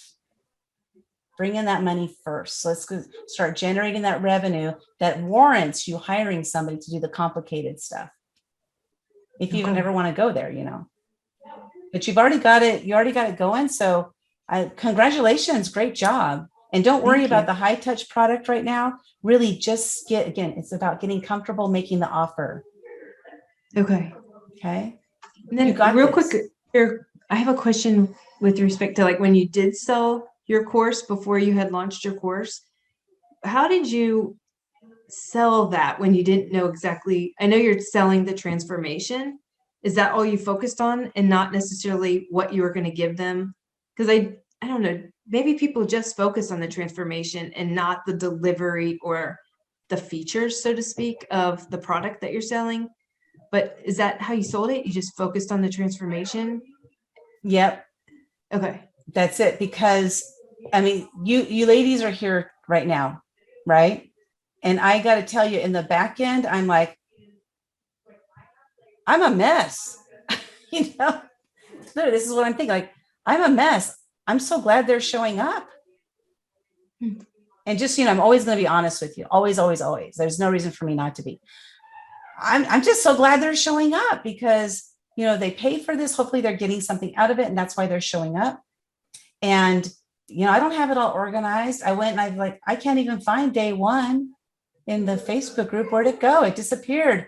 So I'm sitting here thinking, I could either get stressed out about it, or I could say, you know what, when I get some time, I will go fix it. When I get some time, I'll go fix it. And you ladies will be forgiving, because that's the kind of people I attract. We attract like people. We attract who we are. We attract who we are, not who we used to be. That's so true, because like, for real, I had no idea how you were going to deliver this and what it was going to look like. Me neither. And I still purchased. Yeah, that's so true. Neither did you. No, that's such a good point. Okay. And so remember that anytime we're stressed out about what the client or the customer is going to be thinking, go back to yourself and say, would that bother me?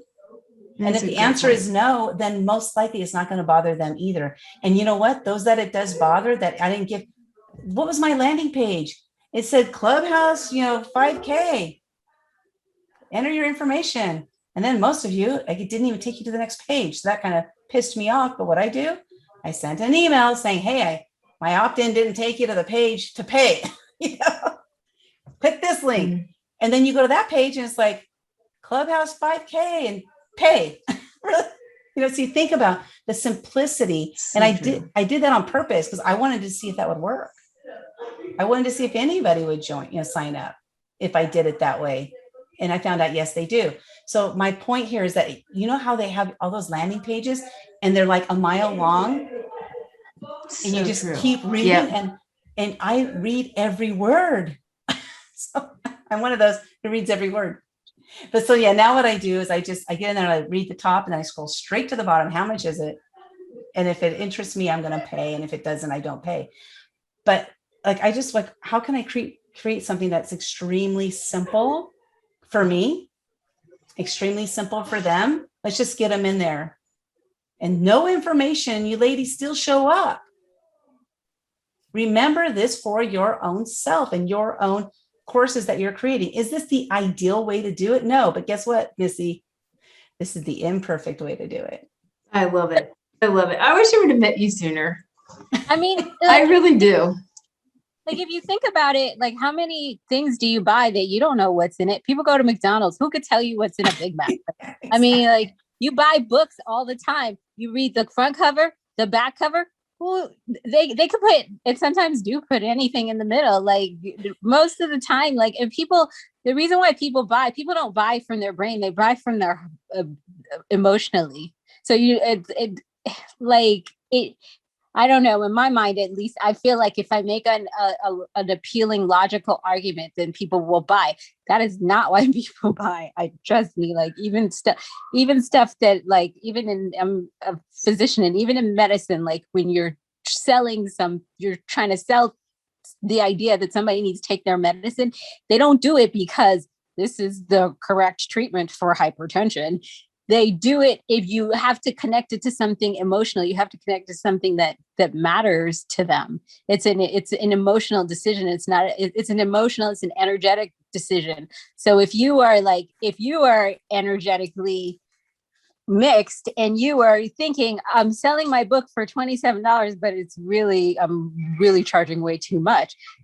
Even if you don't say that, you say all the right words in the script, people will pick up on that. Like I can't talk right now, it's late, but people will pick up on the divided energy. So, but people buy from the heart. People, we're here because we love, well, I can't speak for anybody, but I'm here because I love Linda and I believe that she truly wants to help. And I believe that she has expertise in this area. And that's all I really needed to know. And that she has the ability to help. Exactly. And I think that's why probably everybody's here. That's For exactly the most what part. I'm here. Mhm. No, I love Exactly. that. You So guys are so right. I love what you just said, Tandi. And then I just looked it up. The most expensive book is $32,500. It's the first edition of the Christmas Story. But let's go to something that's not like a first edition. There's a book here called Cheap Book Printing, $385 for the cheap book printing. So you got to pay $385 for the cheap book printing. Yeah. So the point, just like Tandi said, right? If somebody like they have this emotional connection to that of some sort, then they're going to purchase it. They're going to find the money. People will find the money. People will find the money. They'll go sell aluminum cans, which I was in a mastermind, and the mastermind was, I think it was $1,000 a month. Like I paid in advance, so I got a discount. There was like $1,000 a month. One of the guys in the mastermind literally collected aluminum cans to pay for his $1,000 a month. He wanted to be there so bad. It's because he didn't have that kind of connection to people in his personal life, and he wanted to be connected to those kinds of positive people. He made it happen. The point is that people will find the money. I don't care how often somebody says, I don't have the money, I can't afford it. It's because they're looking from that side, not realizing that they can go find the money, most likely. I won't say it with 100% of the time, but the money is out there. The money is out there. So one last thing on that. So thinking about, for those of you who have children, when you went to the grocery store, you had your baby, and you went to the grocery store for the first time, I got an infant, and I got to get it some diapers. How did you choose which diapers to buy? You chose it most likely off of an emotion of some sort. This is the diaper they used in the hospital, so I should use this because you've had that connection. Or this is the diaper my babysitter used on me. I don't remember what diapers my babysitter used. It was probably cloth because it was back in the 60s. But the point is that they're going to buy it based on connection. What potato chips do you buy? If you buy potato chips, what potato chips do you buy? Probably because there's some kind of emotion involved with it. It's the same thing with our products and services as well. Exactly. Yeah. So this is awesome. I don't know where I was, Missy, back then, but we're connected now, and this is all that matters. So is that helpful for you tonight? Absolutely. I so appreciate it. Thank you, guys. Thank you. And thank you for sharing your vulnerability and saying, even being here tonight and sharing this, is a little scary, but you put yourself out there. Congratulations for doing that. And that's, those are the first steps. So we have to take those first steps. Next year, you're going to look back and say, what was I scared of? I You know, right? Yeah, Yeah, exactly. thank you. You're Thank you. welcome. We have to take those first steps in order to make it happen. So awesome. Who's up next? And you don't have to go, by the way. So if everybody's like, I don't want to talk about it, I'm okay with that. We'll just end the Okay. call. So Lisa, Oh, Okay. Ollie. Oh, okay. well, who muted? Yeah, It's- Lisa. Well, Well, I first, really who are need this you? because Well, share I'm with supposed us to be. your intro first. Oh yeah, that's right. I forgot. Because I'm so panicked about this. Okay, wait, hold on. Let's Yes. breathe. Uh-huh. Take a deep breath in. Oh, it was a joke, really. I mean, I'm not really panicked. I mean, Okay, well, I'm gonna take a deep breath out now. Okay, I'm ready. I'm ready for you. Okay, Lisa. so I'm being silly, but I'm really not because it is scary, but it's not. Okay, so tomorrow I have my first room that I have to do. So that's why this is important to me. Okay, cool. Because I don't know what I'm gonna tell them. I have no offers except my consultation, my discovery call. Because I'm trying to figure out what would be a great offer for my services. And I'm sorry, I am Lisa. I am a virtual assistant, and I want to specialize in project management, online business management. I forgot to say that. And yeah, my friend just told me to say that I am a delegation specialist. And I asked her why, and she said because everybody's used to hearing virtual assistant, everybody's used to hearing project manager. But if you say delegation specialist, they'll be like, what is that? I need to know what that is. I have a different thought on that. So if you're I do open, too. So tell me your Okay. thought. We might be Okay. at this. okay, what's more important is that you have a different thought on that.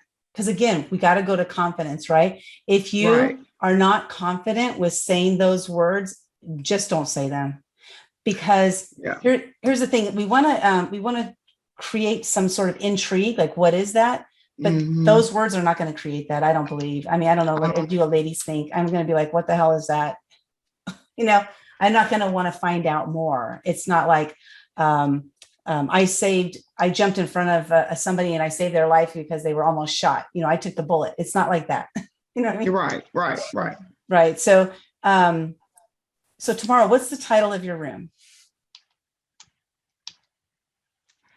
I'm working on that. Oh, you haven't created it yet. Okay. I thought maybe you created it, and okay, that's good. That's good. So You're I'm doing doing it. a room because I did a room last Friday and said I would come back. And so I'm making myself go back because really I want to cancel and say, forget it. But I'm going to do this room. Good. I know I'm going to talk about being a virtual assistant. I just don't know if I should go back to the subject I had last week or add to what a virtual assistant is. So last week, my room was called You Can Afford a Virtual Assistant and I Can Prove It. Okay. So it was me and another girl, and we both kind of do different things. So we talked about the type of things that you can get a virtual assistant to do for your business and what it would take to afford one. Because a lot of people say, oh, I have a small business. I'm not able to, pay that type of money yet. So we talked Oh, about I how would you listen to can. that all day. Oh, really? Well, maybe Oh, I need to and do what that I would again. really listen to if somebody offered a service where they said they found, because who has the energy to go find the right virtual assistant and interview and da-da-da. Like, I want a virtual, if I could say to somebody, I want a virtual assistant who can do social media. Can you find me somebody? I would pay Yes. to not have the headache of having to interview that person and all that. Yes. Especially if they found me a good person. Yes. And so that's why I want to do more of online business management and project management, because those are the type of things I want to do to like handle the project. So like, say if you are launching a book, all the little details that it takes to launch the book, that would be my job to help find the persons that fit the description to make that happen. Because you need a marketing person, you need social media person, you need all this stuff. And like you said, you don't have the time to do that. That job would be mine. I would go and look for every person that I need to look for, find out, like say if you want to do book signings, I find out the different bookstores you can go into to do the book signings, set it all up for you. Okay, so let me, You know, I'm and gonna, manage these. I'm gonna stop you here, Lisa, because Yes. something came to me. Okay. And so here's the thing, like, because Tondi just gave you some gold, right? She gave you some of the words, the verbiage to use. How can you use that verbiage in the room title, right? So it's thinking about, because it's really what result are people going to get? There's different kinds of rooms. I Okay. talked to Nancy about this today, right? So there's informative rooms. Okay. There's entertaining rooms. Mm-hmm. There's, what was the other, Nancy? Oh, there's education. I know you wrote it down. You gotta unmute yourself. Okay, I gotta find it. So I have lots of notes. So There on are- Clubhouse, there's these different types of rooms, and we decide what type of room we're going to have that in that moment, right? Right. So what would you And have? maybe that's what I missed what she was, maybe that didn't come across to me correctly. I'm sorry. Oh, no, And- Nancy and I had a call earlier today. We were talking about okay. something, and then I covered this. I can't remember what they were. Oh, okay. Okay. There was entertainment, education, and It was an I. Was it inspiration? I don't think so. It was information, education, and Is there- entertainment. I thought. Wait, did I say that twice? There's one.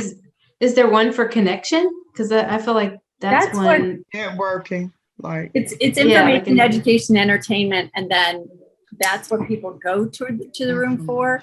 And then starting the dialogue or having a conversation is why you're you're starting a dialogue about your topic, which is Right. So when you host a room, Mm-hmm. there's four things that can happen, right? So that one is that I'm hosting a room and I'm going to educate you. Mm-hmm. I'm hosting a room and I'm going to entertain you. Mm-hmm. I'm hosting a room and I'm going to, I can't remember what the I was, but it's inspired. it's information. Informate you. Yeah. I'm going to informate you. Probably not even a word. Okay. And then the last one, I'm hosting a room and I'm going to invite you all to speak and participate in the conversation, right? This is the beauty of Clubhouse. On Facebook Live, you can't do this. It's a one-way platform. On Clubhouse, we have an opportunity to invite other people so that we're lifting them up. Either they're asking questions or they're providing value. But as the club owner, we get to decide what that looks like. So one of the things is because I mentioned the other day is that we want to set an intention. So the intention is, what does my room look like? Right. When I host this room, am I going to be the only one that's providing the value? And if so, you have to set the room up for that. We'll be talking about that in a couple of days. But knowing what value you're going to provide for that room that day, that room in that moment, because you could do another room an hour later, but knowing exactly what your intention is for that room is really important when you create your own room. So then, when you do this room, and it could be, the title could be something like looking for a VA, but don't have time. I don't know. Would that interest you, Tondi? What she was saying. 1000%. 1000%. That's even better than 100. Right. So again, the titles, like we'll be talking about that. Nancy's going to, give us some great instruction on that, on the 7th, I think it is. But the title is what's going to attract them to come in or not to come in. So how many people did you have hop into your room? You can afford a VA and I can prove it. Well, the interesting thing was it was mostly VAs that came. Ah, interesting. So, yeah. Okay. And I knew that, but a lot of the other people didn't realize it, but yeah, a lot of them were already virtual assistants. So they came on the stage to kind of pitch themselves. Yeah, basically. Yeah. Mm-hmm. Right. See, this is what we want to avoid, right? You're hosting the Right. room to pitch yourself without pitching yourself, but to talk about your value, to elevate yourself, to become the authority in that space, to be the person, the go-to. So when Tondi says, I need a virtual assistant, here's what I need done. Can you do that for me, Lisa? Heck yeah, I can do that. I can find your virtual assistant. Guess what? You're not even going to have to interview them, because what's going to happen is when I find the right person for you, I'm going to match you up, and it's going to be a match made in heaven. Are you up for that, Tandi? Right? Yeah, but you know what? I think that it's awesome that you had all the VAs, because what's better than making money off of your own work is making money off of somebody else's work. And there are some companies that they just like, I won't go into details, but they just make money off of other people working. And I mean, that's awesome. If you have, obviously if you're one VA, you can't take every single job. No, but no. if you have a bank of VAs, and somebody comes to you and they say, hey, I need somebody to help me with my social media. Can you do it? You can either say sure, or let's say you don't like the person or don't feel like taking on another job. You can say, actually, I have the perfect person for you, and you can negotiate like a deal with somebody for finding the person, and you make money just for connecting people. Right. And that's kind of where Lisa's moving into. And that's why I was just about to say, this is 3 times I've heard that this week. Okay, 3 times. So now I think that's where I need to go. Because Lisa, you're a broker. You're a VA broker. You know, you're the person making those connections. That's a good. I didn't think about that. You should have gotten all those people's names. Oh, yeah, really. Right. Well, actually, I did. Like some of them, I did kind of know before, that I kind of let them know I was having the room. But then some of them came in that I didn't know. So I kind of paid attention to who was who, So I got some names, but I didn't think about it in that way. I thought about it differently. Well, maybe have something like how to thrive as a VA assistant or something like that, and do a room and have the VAs come in, and you can have them talk about things that they've done, and then you can offer them, either something to work with you and help them get jobs. It's gotta be, I'm sorry. It's just shocking me because I kept saying, no, I don't want to do that. And it's like, I keep hearing this. It's like, this just keeps coming back to me. And that's what people keep saying to me. So it gotta be what I'm supposed to do. This is what I'm supposed to do. But not necessarily, necessarily, because it's really important for you to check in and say, does this feel good for me? Is this something I want to do? Because if you don't want to do it, no, see what happens is, for example, I'll use Nancy as a great example, right? So Nancy did branding at these large corporations, and then Nancy's doing something now with branding with small companies. But like, let's say Nancy decided now, I want to coach on something that like health and fitness. Okay. But when she says, I was doing brand strategy at, Kaiser and Blue Cross, then somebody else comes up and they're like, ooh, can you do some branding for me? And she's like, oh my God, I hate branding, but maybe people keep coming to me for it. So maybe I should do it. Maybe this, no. You decide what you want to do. It's so important, because if that doesn't resonate with you, because like, I know that I connected you with that virtual assistant company, right? If that feels good for you, then explore it and go further. If that doesn't feel good for you, say, thank you so much for the connection. You don't have to say, I'm not going to do it. You don't have nothing else. You just say, thank you for the connection, and you leave it. Well, but really, honestly, I had that thought, but I'm thinking in the future, that's what I was going to do. Because I felt like I was just starting. So I needed to get myself going, and then, but it's coming to me. So you're looking for work as a virtual assistant. Huh? I was confused when you introduced yourself, whether you were looking for work as a virtual assistant or whether you were working, trying to help people find virtual assistants, or, or placing virtual assistants in jobs. So that's, I think maybe the way you explained it, I was confused as to what you actually did. Okay. And that may be some of the issue too, because I made my company to be eventually an agency. I really did want to go that way, but I felt like at the beginning I needed to have a reputation to be able to offer those services as well. So I was trying to just, So here's the thing is Lisa has experience in project management. She's done that for work, just like Nancy did, right, for years. And then she leaves the corporate world to start her own business. And so what happens is oftentimes we forget that all that experience we had, it actually lives with us. We're still carrying that. That's part of our validity. Like that's part of who we are. That's part of the value that we have to offer is all that experience that we are taking with us. Whether we're starting a new business today or not, I can step into that exact same role. So Lisa, if you want, this is why I'm saying you have to figure it out though. None of us can figure this out for you. Is that if you're like, you know what, I want to have an agency. This is where I want to go. Guess what? Instead of saying I want to, you say that I am an agency owner, period. Okay. Don't say I don't have any experience doing this because nobody's going to know and nobody cares. You know what they care about? Just like Tondi said, all I care about is that I don't have to spend the time interviewing all those people because you're going to do that. You're going to take that burden for me. That's what I'm paying you for is to take away the burden, take away the pain that I'm experiencing. You've got the experience. And I don't know if you've been doing it for one day or, 50 years. And I don't care. I just care what my result is. So if that's, again, you got to decide if that's what you want it to be it today.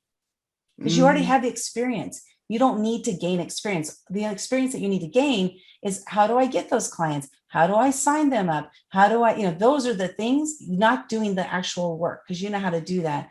And I believe strongly in that. No, I agree. I think it was fear.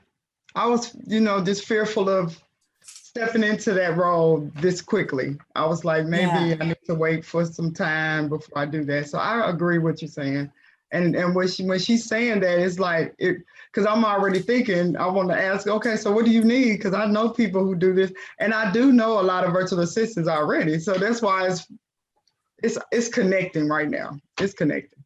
You can even do something so simple as creating like an Excel spreadsheet where you have a person's name and then you have columns and so it says, logo creator, a graphic designer, and that you just have columns. Then you just put an X, like this person is this, and then you can do somebody's looking for somebody, go do a search and see who in your database does this and that. I mean, like I'm talking about like how simple we can get with this because it really, again, doesn't have to be complicated in order to move forward. It doesn't have to be complicated. We can complicate it later when all the money, the dough's rolling in, right? Right. That's right. Yes. Yeah. So the thing for yours, again, is just for you to decide if you want to do the project management route where you're the one who's going to find the VAs for people, then make that decision and then move forward from there. And don't let the how worry you. What I mean by that is you have a pocket, you have a people in your corner. Like we're here right now, right? We're in your corner. I was a VA for 20 years. You've got me. I'm in your pocket. Take advantage of that, right now. I'm gonna do it. Yeah. Okay. So your room tomorrow, go in there with that confidence of who you are, what you're all about, because you do know what you're doing. You've been doing it for years, and don't worry about how long you've been doing it as a business. It's how long you've been doing this. You know how to matchmake. That's what you're doing. You're matchmaking a business owner with the perfect VA. You're the matchmaker. You know how to do that. So whatever your title of your room is, have it be something that is like Tondi said she would attend a room if it was titled, I can't remember what it was called, what I came up with. Yeah, she got to say it again so I can write it down because I didn't write it down. Yeah. I only wrote down how to. Did anybody get it? Like, it was like something like looking for looking for a VA but don't have time or something. Yeah, something like that. Something so simple as that. And maybe what you're doing right now, Lisa, is just capturing those leads, right? Reach out to me on Instagram. Reach out to me on Instagram and let's talk. Okay. Boom. And that's it. That's your call to action. If you don't have another way to collect them, just reach out to me on Instagram. And then get them off of there and into a phone call. Okay. Yeah. So and I have a great idea for a freebie. What's that? For you. I was just about to ask. I was just about to ask about that. I have great ideas for everybody, but one of the things that I heard at a meeting that's very attractive is because people don't like to make mistakes, right? That's why we got the perfection, whatever. But so 5 mistakes people make when hiring a VA. And I already got that. If you good. like, if it was like a 1-page document, that could be your freebie. I'd sign up on every list for that because it's very frustrating to go through the trouble of hiring anyone and then find out like, oh shucks, I hired the wrong person, and oh gosh, now should I try to train them or should I get rid of them and start over? Like, but if you can avoid mistakes, everybody would much rather do that. Even I have an idea too, Linda. What was that? I muted myself. Sorry about that. What was that, Elizabeth? Yeah, I have an idea too, kind of with mistakes, is like the top 10 questions to ask a VA. Okay. Like something like you're looking for a VA, you know, you have the mistakes obviously, but before you even make a mistake, what questions should you ask? I mean, people can lie obviously, and you still end up with the wrong one, but you know, what questions, like what top 5 questions, or, you know, something to, you know, to even begin with, because that's the other problem too. Same as myself, I've talked to Linda, virtual assistants, is what specifically am I looking for, first of all, and then how to find out if that person really can do it. Right, because a lot of virtual assistants will say I can do it, and then they'll figure it out later. But you know, sometimes that's okay, but sometimes we want more than that. You know, right. And I wrote down this because Fiverr, like what is it? Fiverr. There's Odesk. There's something else I don't remember, but I wrote down Fiverr failures. Oh, wow. That's a good one. Because everybody feels like, oh, I'll just go on Fiverr and find somebody because it's cheap and they'll get it done quickly or whatever. And then they find out later the reason why it's like that. Why it's so cheap. Why it's so, And so what you can do is like come up with room titles and then run that room. If it goes well, run it again. If it goes well, keep running it for a while.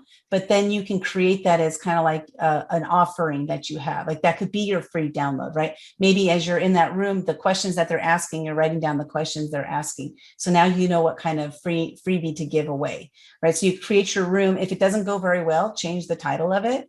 And then just keep changing titles until you find one that fits, because then that could be the title of your free download. So that'll help you to figure that out as well. Lisa, if you go on to plr.me, they have an article there. I put it in the chat. It's called Rules for Working with a Virtual Assistant. You can download that. You can, it's because it's private licensed. You can change it any way you want. You can put all your information on there and sell it as your own, or give it as a lead magnet. But even if you search in there and see what else they have, just search for virtual assistant. They may have things like checklists or different things that you can use, and it might even give you some ideas for titles of your rooms and stuff. Yeah, that would be a plr.me. My mind is moving now. That's why I'm just awesome. Because, you know, like I said, that it keeps coming up. It keeps coming up, you know, and I'm the kind of person, if I'm trying to go another way, but something keeps coming up in front of me, then I need to quit trying to go the other way. Because every time I'm not really getting anywhere when I try to go the other way. And that's why I'm confused. But what's staring me in the face saying, come on, this is where you need to go. That's where I need to. I'm learning that. Well, it's like we call it shoveling shit against the tide. Right. Yeah. For lack of a better term. But yeah, that's really what's happening. Good. There. I like that. That's really good. Because like what you said, they were already in there. So why not utilize the virtual assistants that I'm already making connections with? Because that's the first thing that happens. If somebody says they're a virtual assistant, I've reached out to plenty of them as soon as I hear that, you know? Yeah, it's creating a data bank. And then with that, you can do one of two ways. Either people pay them directly and then they kick you back money, or you bill the client and then you pay them whatever you guys agreed on. That way, you know, you get your money. Right. Then you become a billing person. So you have to decide, is that something I want to do as well, right? So well, I do that at my job too, at my corporate job. I did billing. Yeah. And remember, whatever you decide doesn't have to be forever. Right. So you can decide, and you know, this is working really well, I'm going to keep doing it, or this part's working well, this part isn't, you know, I'm going to dump this part. And so you get to change, you know, it's your business, you get to do whatever you want. So that's one thing that's awesome. But I really like this because it takes the stress off of me trying to find a client for me, like trying to find the ones that I want to work with, because I keep meeting a lot of people, but they don't necessarily want the services that I have to offer. They want other things. And I'm like, well, I don't do that. But if I already have that set up where I can find someone for them, okay, here's your homework assignment, Lisa. I don't give everybody a homework assignment, but this one, your homework assignment is go to Fiverr and find all of the different things that people do on Fiverr, make a list of that, and then start filling in the blanks with the people who can do those types of tasks. That way, at least when somebody says, do you have somebody who does this? Yes, I do. Mm-hmm. They don't have to go to Fiverr. No more of that. Yeah, Fiverr failures. I've had my share. So does that serve you for today? That was wonderful. Oh my goodness. Awesome. I was scared. That's why I was saying I'm kind of scared because I don't know what I'm gonna come up with. But I feel like I can do the room tomorrow now. Oh, yay.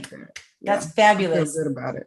That's fabulous. Go ahead and when you do the room, if you want, go ahead and make me a co-host, and that way it'll show up in my feed, and then I'll hop in there. I might not be like attentive, but I can be in the room at least. And okay, because you know Kanishier. Yeah, she's awesome. She's gonna moderate with me too. She does moderate with me.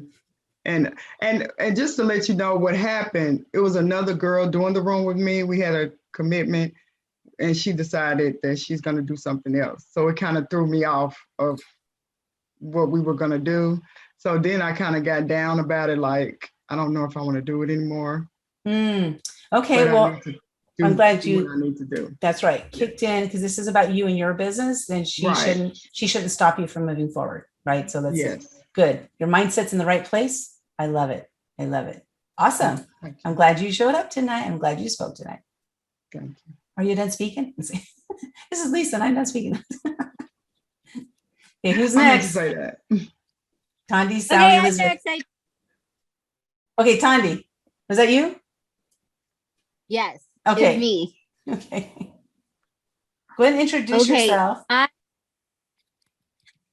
Hi, everyone. I'm Dr. Tandi. I have multiple personality disorder. Sometimes I'm the happy doctor mom. Sometimes I'm the doctor divorce coach, which is one of the problems. So I need help with, and I should just say my mission and goal in life is to help end suffering for women physicians. That's the big picture. But I need help in, I can't talk right now, but in getting specific about what I'm going to do in focusing on what I'm going to do for the next 30 days. I started off as the happy doctor mom. And then when I went through the painful experience of divorce, and I encountered so many women that were like almost stuck in pain.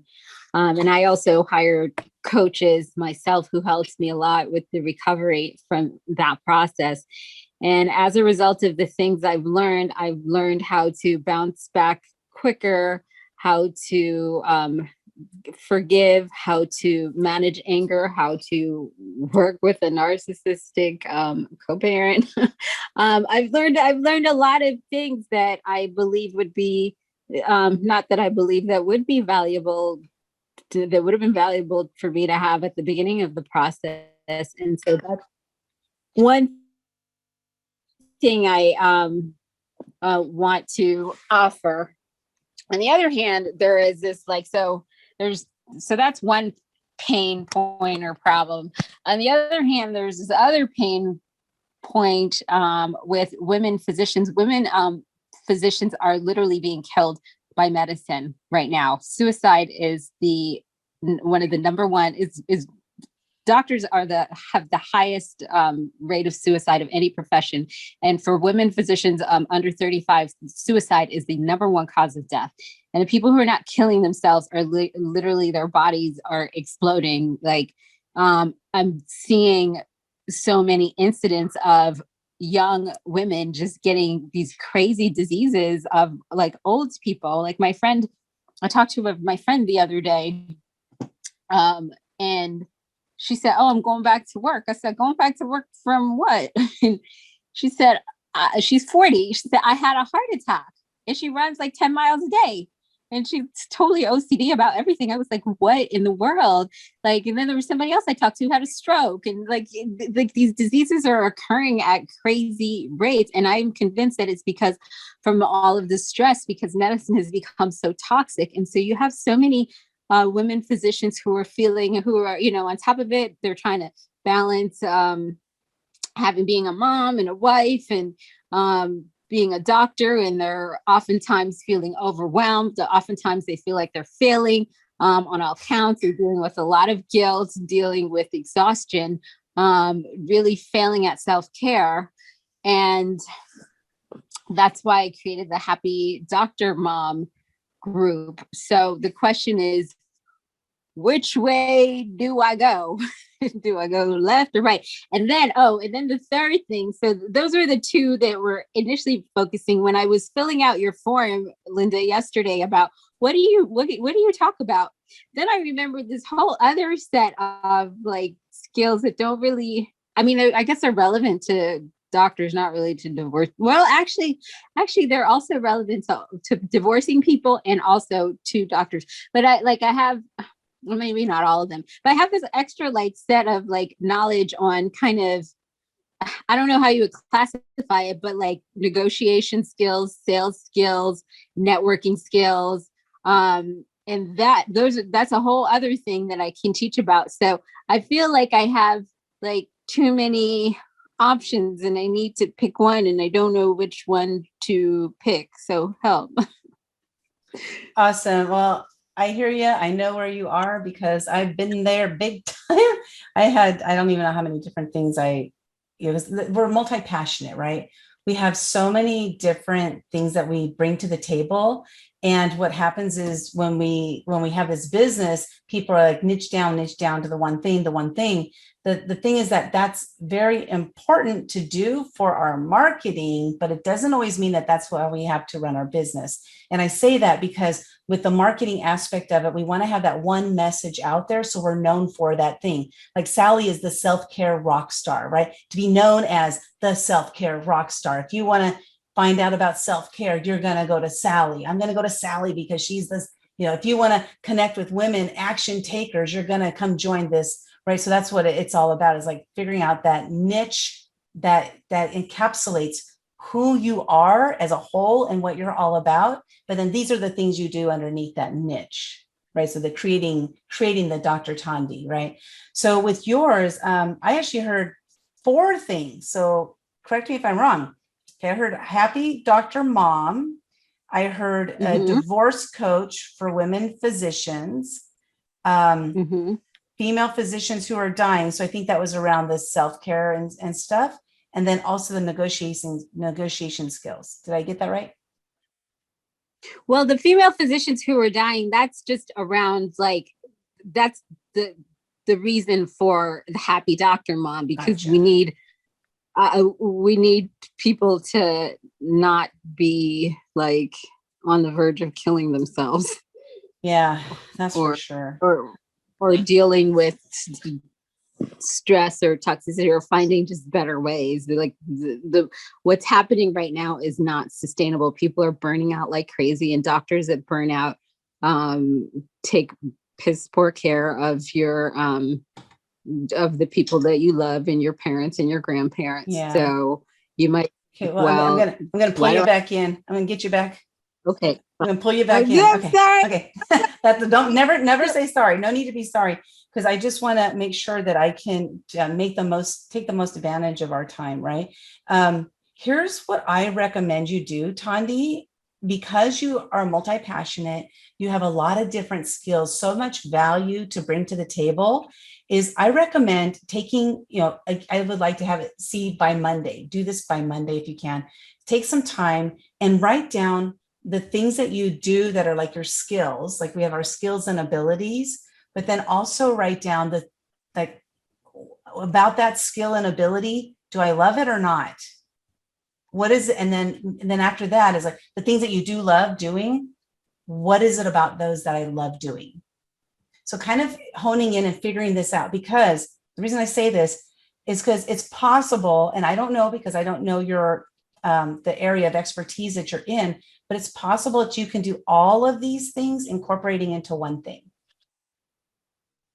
It's highly possible that you can tackle all of these things as this, like the same person has all of these things going on. So I think go ahead. I think they all fit under the happy doctor mom, right? Because if you're going through a divorce, you're not that happy. You need to get back to like everything is back to happy. If you don't know how to negotiate and you have a crappy contract and you find out that your male counterparts are making $50,000 more than you are, you're not that happy. Like, so everything is kind of under that umbrella. Yeah. So maybe Lisa. Oh yeah, I was just thinking about, like, how you do personal development. That's kind of like the personal development for doctors. You hitting each pain point that they have that's causing them not to be happy anymore in that profession of being a doctor. So you can kind of like have a course, and even if they're not going through a divorce, they may be not so happy in their marriage because they're working all these hours and not spending time with their mate. So that course could still fit them. And how do you get back happy with, your relationship, or how do you find a good relationship, however you would want to spend it. So really all of those really fit together as one. And in that one happy doctor situation, you can put them all together and marry it where you're dealing with different parts of it at different time periods. That's what I was thinking. Thank you. Yeah. Yeah, I could see how that all kind of comes together, because it sounds like it's all still related in some way to self-care, right? Mm-hmm. And even the negotiation aspect of it, because that's taking care of yourself. It's negotiating, like championing yourself. So it's all around, but your thing is you work with female physicians. So that's kind of like your niche. Your niche is the female physicians who are feeling overworked, overloaded. They're on the verge of divorce. They're getting sick. They're getting like actually physically sick. And they're having troubles, negotiating their contracts and stuff like that. So I can see how that can all go together. Yeah. But now what do you offer, right? So what do you offer? Yeah. 30 days. Yeah. Right. So do you do one-on-one coaching? Is that, like, what do you want to do? Yeah. One-on-one?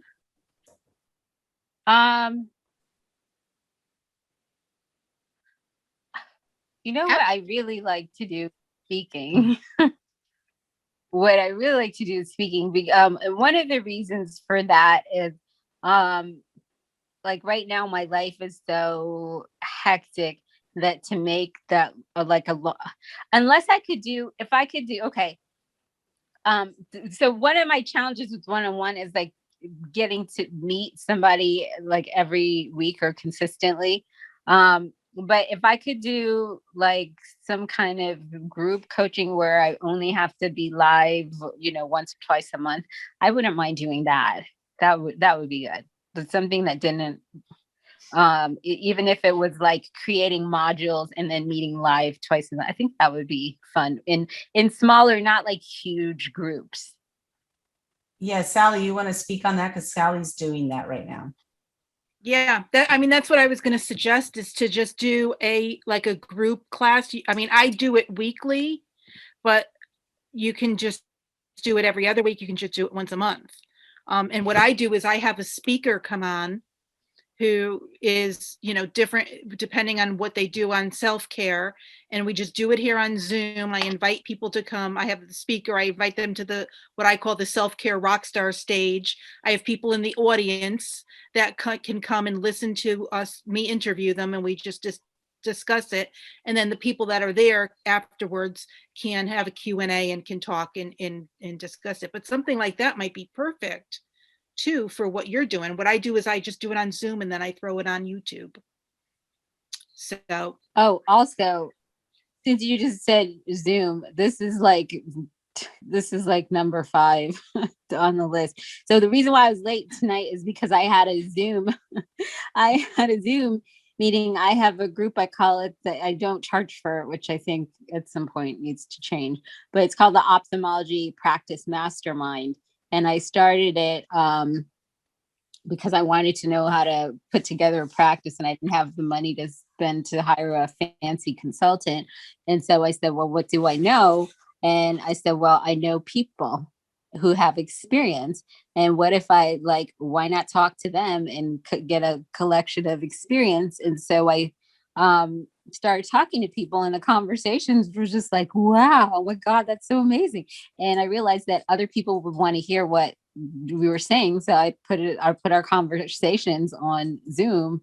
So like tonight, the talk was making the transition from physician to entrepreneur. And so I'm already doing that, but I guess one of the challenges is like going from and I don't know, maybe this would be like going from a free group to a paid group. And I was thinking about doing some kind of like group coaching around that, where maybe once a month we met. And because I'm in a different business group, or when some kind of like this, where we're doing right now, where people come in with a problem and the people in the group help the person to recognize solutions. So that might be your free lead-in, because that, I mean, so that's, you can say to your people that are your women physicians that you want your happy moms, come to this free mastermind that I do on Thursday nights, and let them come get their email addresses, and then to send them the Zoom invite.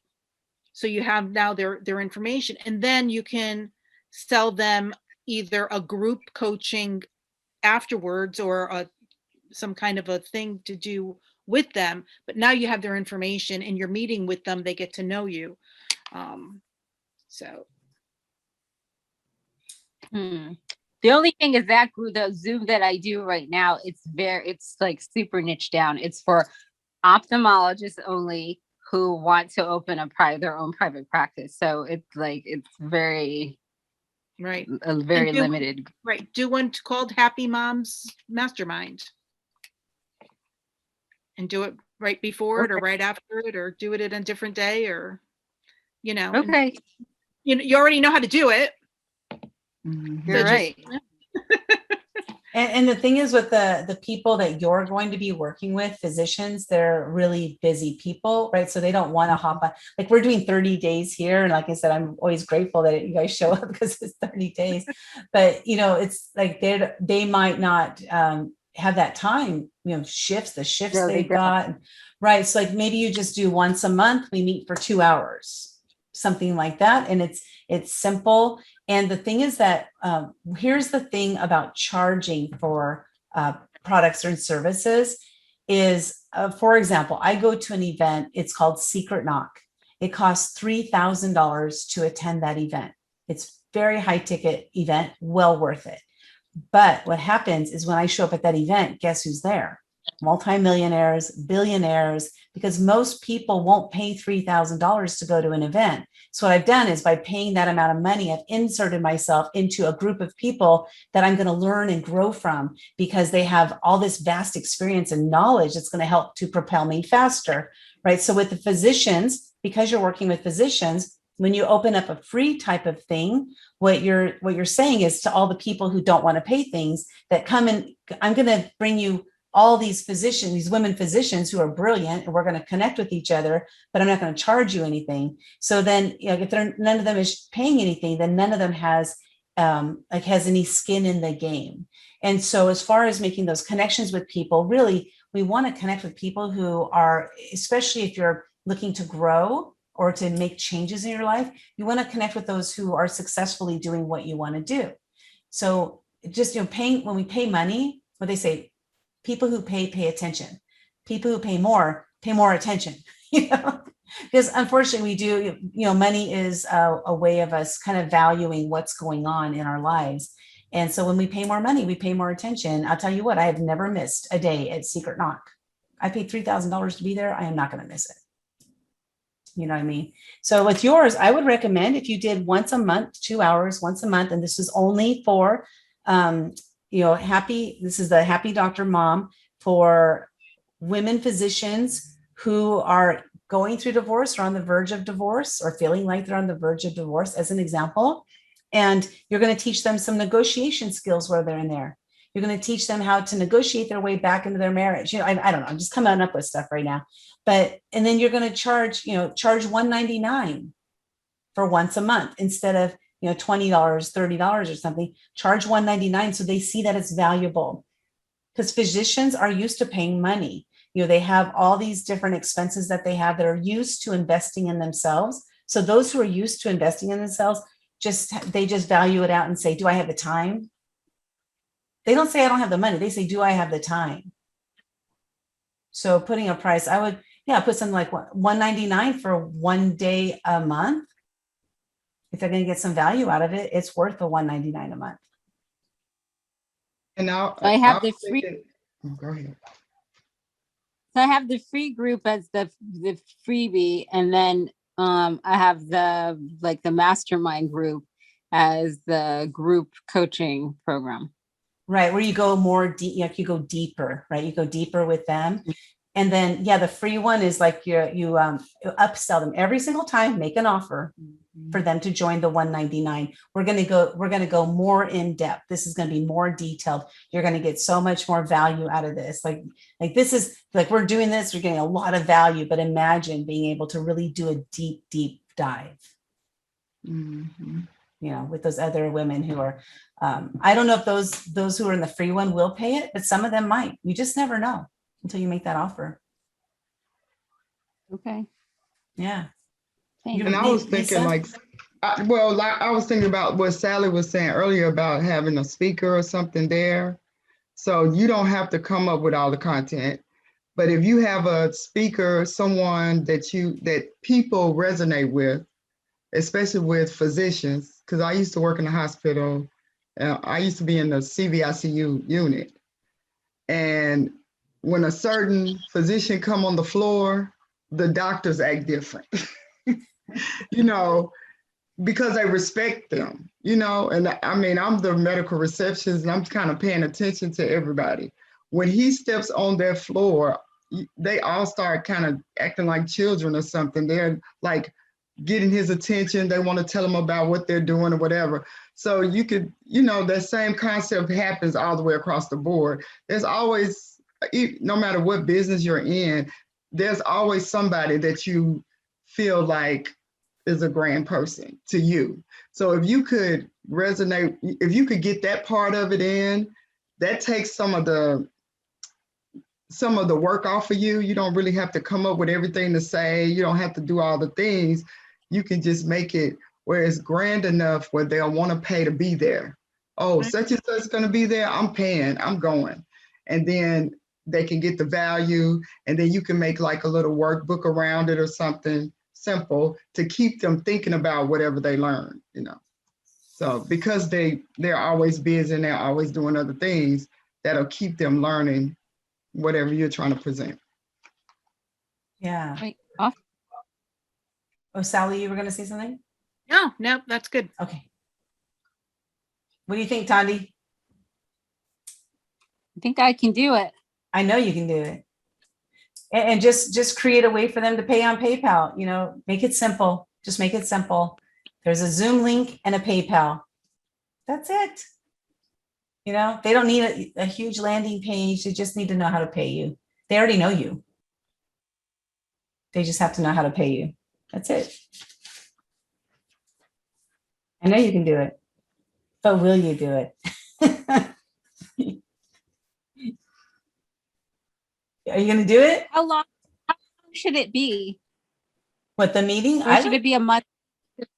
No, the mastermind, or should it be a monthly, like opt in, opt out, or should it be like a 6 month? So that's something for you to decide.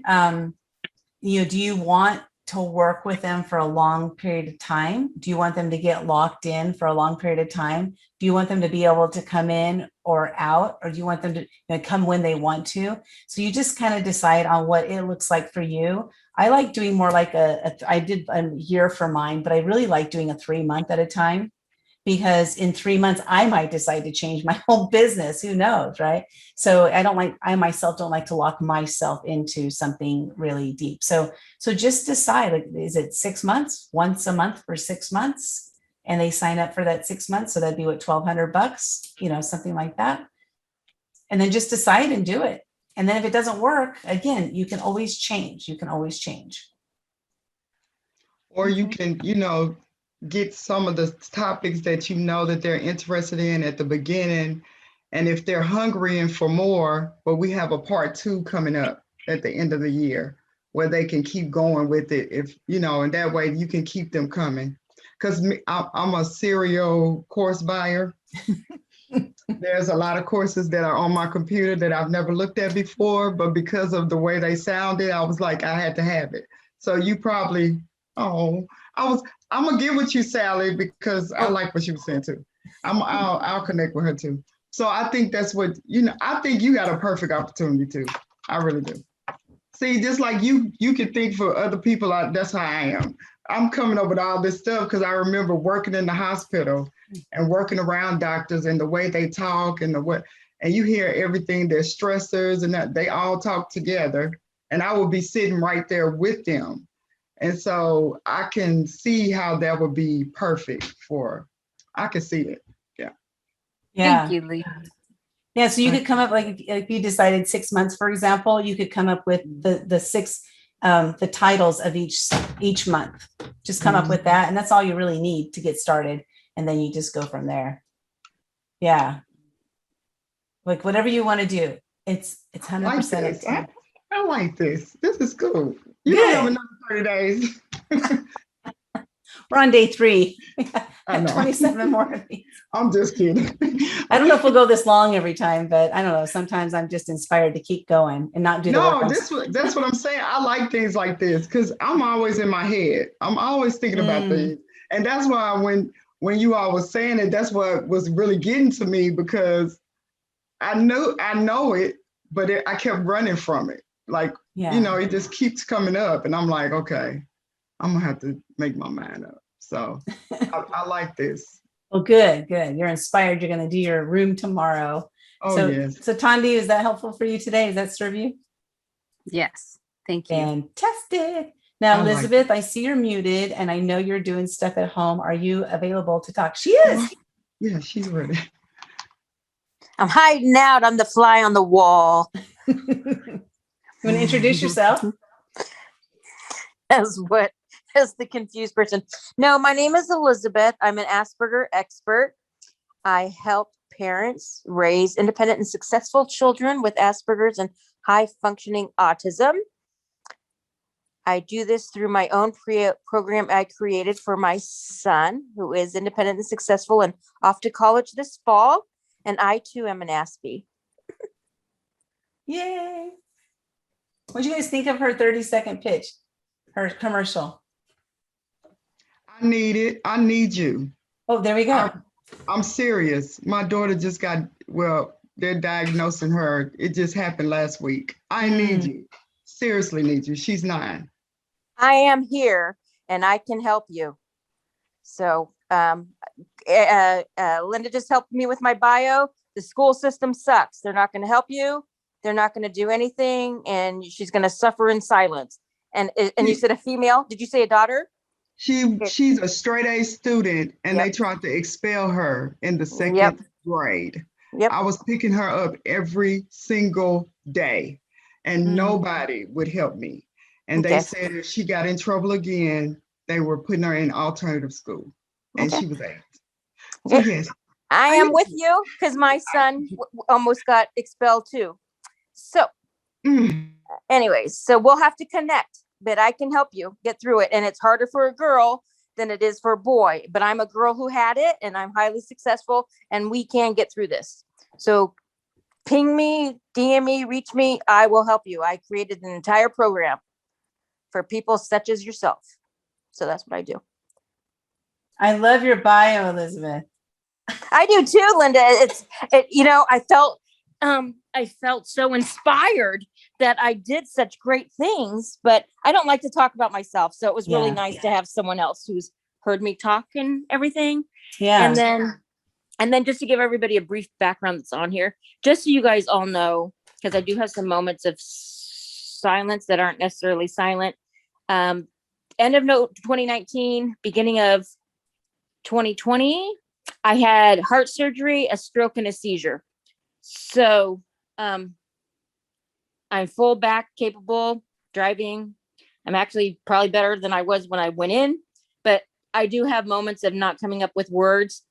And so I just want to let you guys know that I might be mid-sentence and it's gone. My short term is not very good because of my stroke of things. So just wanted to mention that up close because I might be trying to tell you something really great. And then the next thing we're doing is we're playing charades as I'm trying to explain to you what I want to say. So I just wanted to get that out of the way. We can hear you. Okay. Yeah. I'm just worried that you're driving. I don't know if I want to drive when you're driving. Just kidding. Me?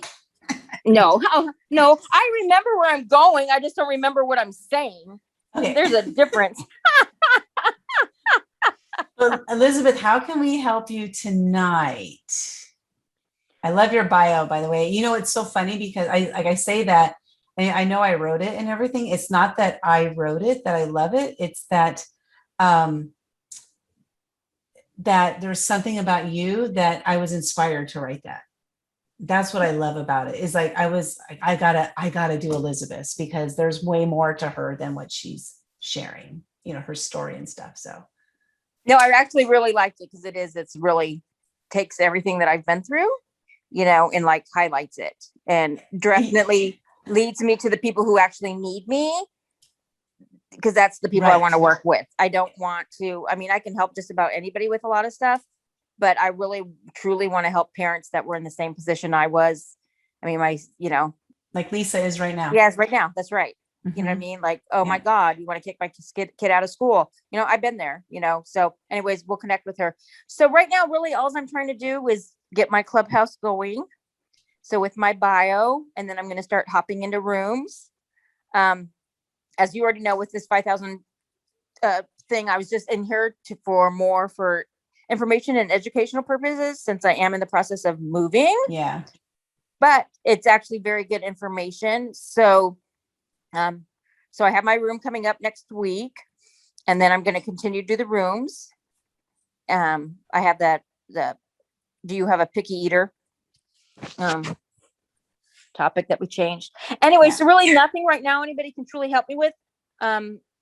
Once I get there after my move or next month, whatever, or even now, like what I can give people if people do connect with me, like we talked about doing the daily, weekly tip, you know, a tip a week or whatever, having to deal with Asperger's and high functioning autism and any kind of category, whether it's personal development or whatever, just I come up with a tip.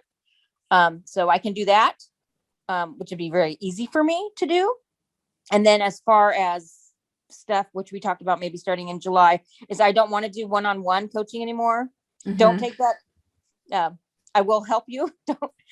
I can help you one-on-one if you No, need it, I'm but fine with that, whatever. Just I'm gonna try to do group coaching instead. Okay. Yeah. Because I can help more people. And then if I need to do in depth and there's more to go one-on-one and the person wants to pay for a little private session or whatever, then we'll do it and deal specifically with their maybe issues that they're having at school and stuff. But in general, just to get the information out there and get the parents started in the right direction is my purpose. So that's what I plan on doing is I want to do like a group, kind of maybe like a mastermind group kind of thing. No more than 15 people because I want to, I'm thinking about doing it 3 times a day, morning, afternoon, and evening. Same topic, gonna make my life easier. And then maybe twice a week, because typically those of us with children with Asperger's have a lot of other things going on, but then also be available by text message or email if you ran into a particular problem that week that you need instant like direction on that I can provide. But and then when I move to Florida, I don't know where you are located at, but I'm going to do in-person meetings and seminars again, to and workshops to actually show people how to help themselves. So that's it for me. That's my. Did you hear her? Yes, I did. Yep. You're more than welcome. I'm here. It's been so hard. It's really been hard. And I haven't had no support. Yep. I'm sending you a virtual hug. I will help you. Thank you. And if you, Lisa, if you knew what that meant, she does not give hugs. Oh, yeah, I'm an Aspie. I'm not a hugger, but I'm giving you a virtual hug. But no, I will definitely help you. And we were meant to be on this call because normally I don't stay this long on the calls, and I don't come on the calls because I am moving. So it's been kind of difficult, but this was meant to be, and I will make that moment count for you. In fact, this Clubhouse thing has had me crying for the last 2 weeks. I do not cry like this. No, I cry off of movies, but I have just been crying, telling all my business. And I'm just like, who is this person? What's going on? But oh my God, it's just really hard when you know something and you keep saying it and people keep treating you like you don't know what you're talking about. And everybody's ready to just get rid of her, you know. That's right. Yep. They write her off. Yep. That's not it. Because I see both sides of it. I see her at home. I see her love. I see a lot about her. Yep. But, no, just so you know, I was in the same boat at in the 3rd grade. The founder of the charter school called me into the office and said that he designed his school so he wouldn't have to deal with kids like my son. Yeah. We had a meeting with the superintendent of the district. And he was the one that told me that my daughter's about to be put in alternative school if she does one more thing. Okay. Yeah. So thank you. I'm sorry. It's just, No, it's okay. And what state are you in? Just so I know. I'm in Alabama. I'm in Harvest, Alabama. Okay. Just so I know, because I will do some research just for you for the laws back there in trying to expel students with special education needs. It is illegal. I asked them for IEP, they wouldn't do anything. I asked them to assess her, they would not do anything. Everything I asked for, they kept saying they couldn't do it. So then I called the special ed and I said, I want my daughter to be tested as gifted. Yep. And then they did the test, but because she was always like having issues, she didn't do well. You know, but she's a straight A student, like straight A's all the time.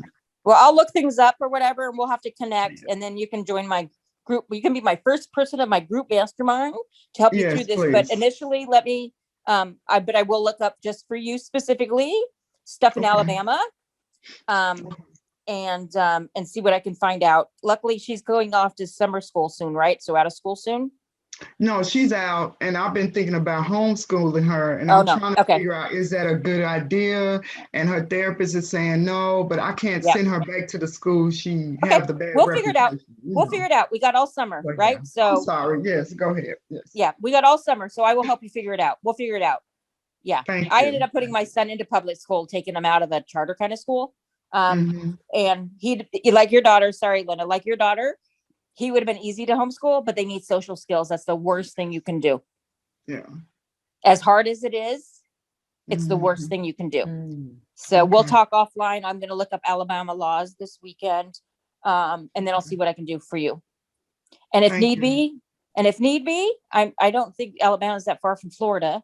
I'm not too sure. Not really. I will come be your parent advocate if you need it. And I'll show up to your next meeting and I'll tell them exactly how it is. So that's just a special invite just for you. If anybody else is on here who needs help, I'm not gonna, but I will. Seriously, I will help you because I've been in that boat and now my son's going to college. So wow, that's amazing. That's amazing. It can be done. All right. Okay. So Linda, I guess that's how you can help me is you already let me connect with one person. I know. Isn't that amazing? Who is thrilled. My bio looks great. Yes. So now I just got to put myself out there actually. Yeah. Yes. So yes. And you are the expert because you are dealing with, you've dealt with it for your own self and your son. You are the one. You are, I mean, I can't even believe this. It's like, this is what's just so perfect. Well, and I have a successful marriage, which is not like a lot of people with Asperger's. Wow. So I'm curious. How are you? It like doesn't Asperger's make you want to? It's almost like a extreme form of introversion. Doesn't it make you not want to deal with people? Like, so, but like, how are you able to? So I personally wasn't diagnosed with Asperger's till my son was. They wanted to see if it was hereditary. I've always just been different and I've always just done my own thing and my parents have always just let me. So I don't have a lot of friends or whatever, but I don't care because I really don't need them. That is my thought process. And that's how I've been able to cope. So yes, you're right. However, we do want to have people around us. Yes. But we don't. If you don't, I mean, I don't want anybody to touch me. I don't want anybody in my face. I have some quirks. I mean, even at 52, you know what I mean? I and you can ask Linda and them. I can give people a wealth of information. I'm, genuine hearted, but when I go to events, I sit in the back of the room. I don't want people around me. If I want you around me, I'll enter your circle. I don't want you to enter my circle. And Linda's known me. I've known Linda for several years and we didn't start off in a good place, but we've now ended up in a great place. Hey, I did. You did. Uh-huh. Okay. I did. You didn't like me. That's what I said. Well, that's what I said. Well, I'm being nice because I don't like a lot of people, so you can't take it personal. I did. But at least I admitted it to you. You know what I mean? Yes, And I we know. talked through it.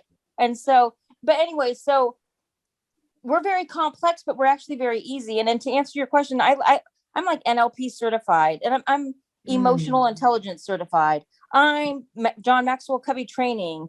I've run companies from here to eternity. But I do it in my time frame. If I'm done with your business that I'm working with you for, and it's only been 3 to 6 months in, I quit. I need something new. It's just how I am. It drives people nuts. I worked 5 years in corporate America, 5 years too long. Yeah. That's me. I guess my question was, how are you able to overcome that, to do the social kind of things? And how are you able to be married? Like, if you don't want to be like being around people, like, and I'm just let me tell you why I'm asking, because I don't really like being around people all the time myself. And, sometimes I have to tell my kids, mommy's taking an hour break, a mommy break. So, I'm going in this room and you cannot come in here. And so like the thought of being like with the same person, like, gosh, for the pandemic, I was so glad I was divorced. Like the thought of being in the same room with the same person every day, it was like, oh. So to be honest with you, it really takes the right kind of person. Okay. This is my second marriage. Okay. My first marriage, I divorced him just because, whatever. And I didn't want to get married a second time. But I wanted to have kids, and my husband didn't want to marry me didn't want to have kids unless I got married. That was kind of the bottom line. But he's dealt with a lot. I'm trying to get him to work on maybe the next year or two to actually do a conference for couples. So he can tell you how he has dealt with it. Because it's probably been kind of hard on his part, but he's fully accepted how I am. I don't cook. I don't clean. I I'm very into myself. I'm going to say, I am very giving at times, but I am, but he's managed to be able to cope and deal with it. We do talk things out, and things. And so it's just managed to work. I mean, we've been married for, let's see, my son is 17, 21 years. Wow. That's amazing. Yeah, we're the same. I'm going on 22. And the other issue is she's adopted too, my daughter. So that's another piece of it. Well, So I will kind of help you. I have an adopted daughter that is onset schizophrenia.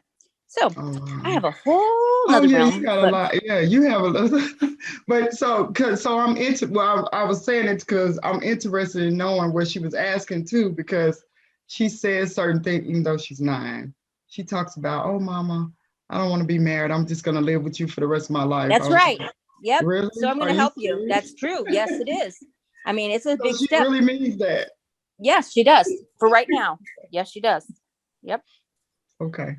But your son's going away to college, right? He's going away to college, no, my right? son is staying here and I'm moving away. My mom isn't too sure how well it's going to last because we have a very tight thing, but he needs it. I'm a phone call away. I can fly back here if need be, but I need to give him his wings. And if we stay in the same area, he's not going to get them. So, so we'll see. I mean, next year will be a, interesting time, but I've given him enough courage and enough directions and enough lessons. He's pretty good at self-advocating for himself. He's pretty much knows, my biggest thing is what kind of roommate he gets, but, we just deal with those one day at a time. I can't forecast the future and I can't whatever. I just have to, be there and I come up with a lot of stuff in the moment, but, I just do it to be around other people. You can ask Linda. Sometimes I'm around a lot. Sometimes I'm not. I still communicate kind of like Facebook or email or text messaging, but I have those periods of time that I just want to be by myself and I not to be offended to people or whatever. But my thing is, if it offends you, then you weren't right to be in my friend group or my associate group or my acquaintance group or whatever group you want to call yourself. And it's okay. See ya. Bye-bye. Don't let the, door hit you. And by the way, I do make her give me a hug when we're in person. That's good. She does. I did. No, because she's different. She's too in your face. Like she doesn't have any boundaries. Of course not. They're not going to have boundaries. My son never had boundaries.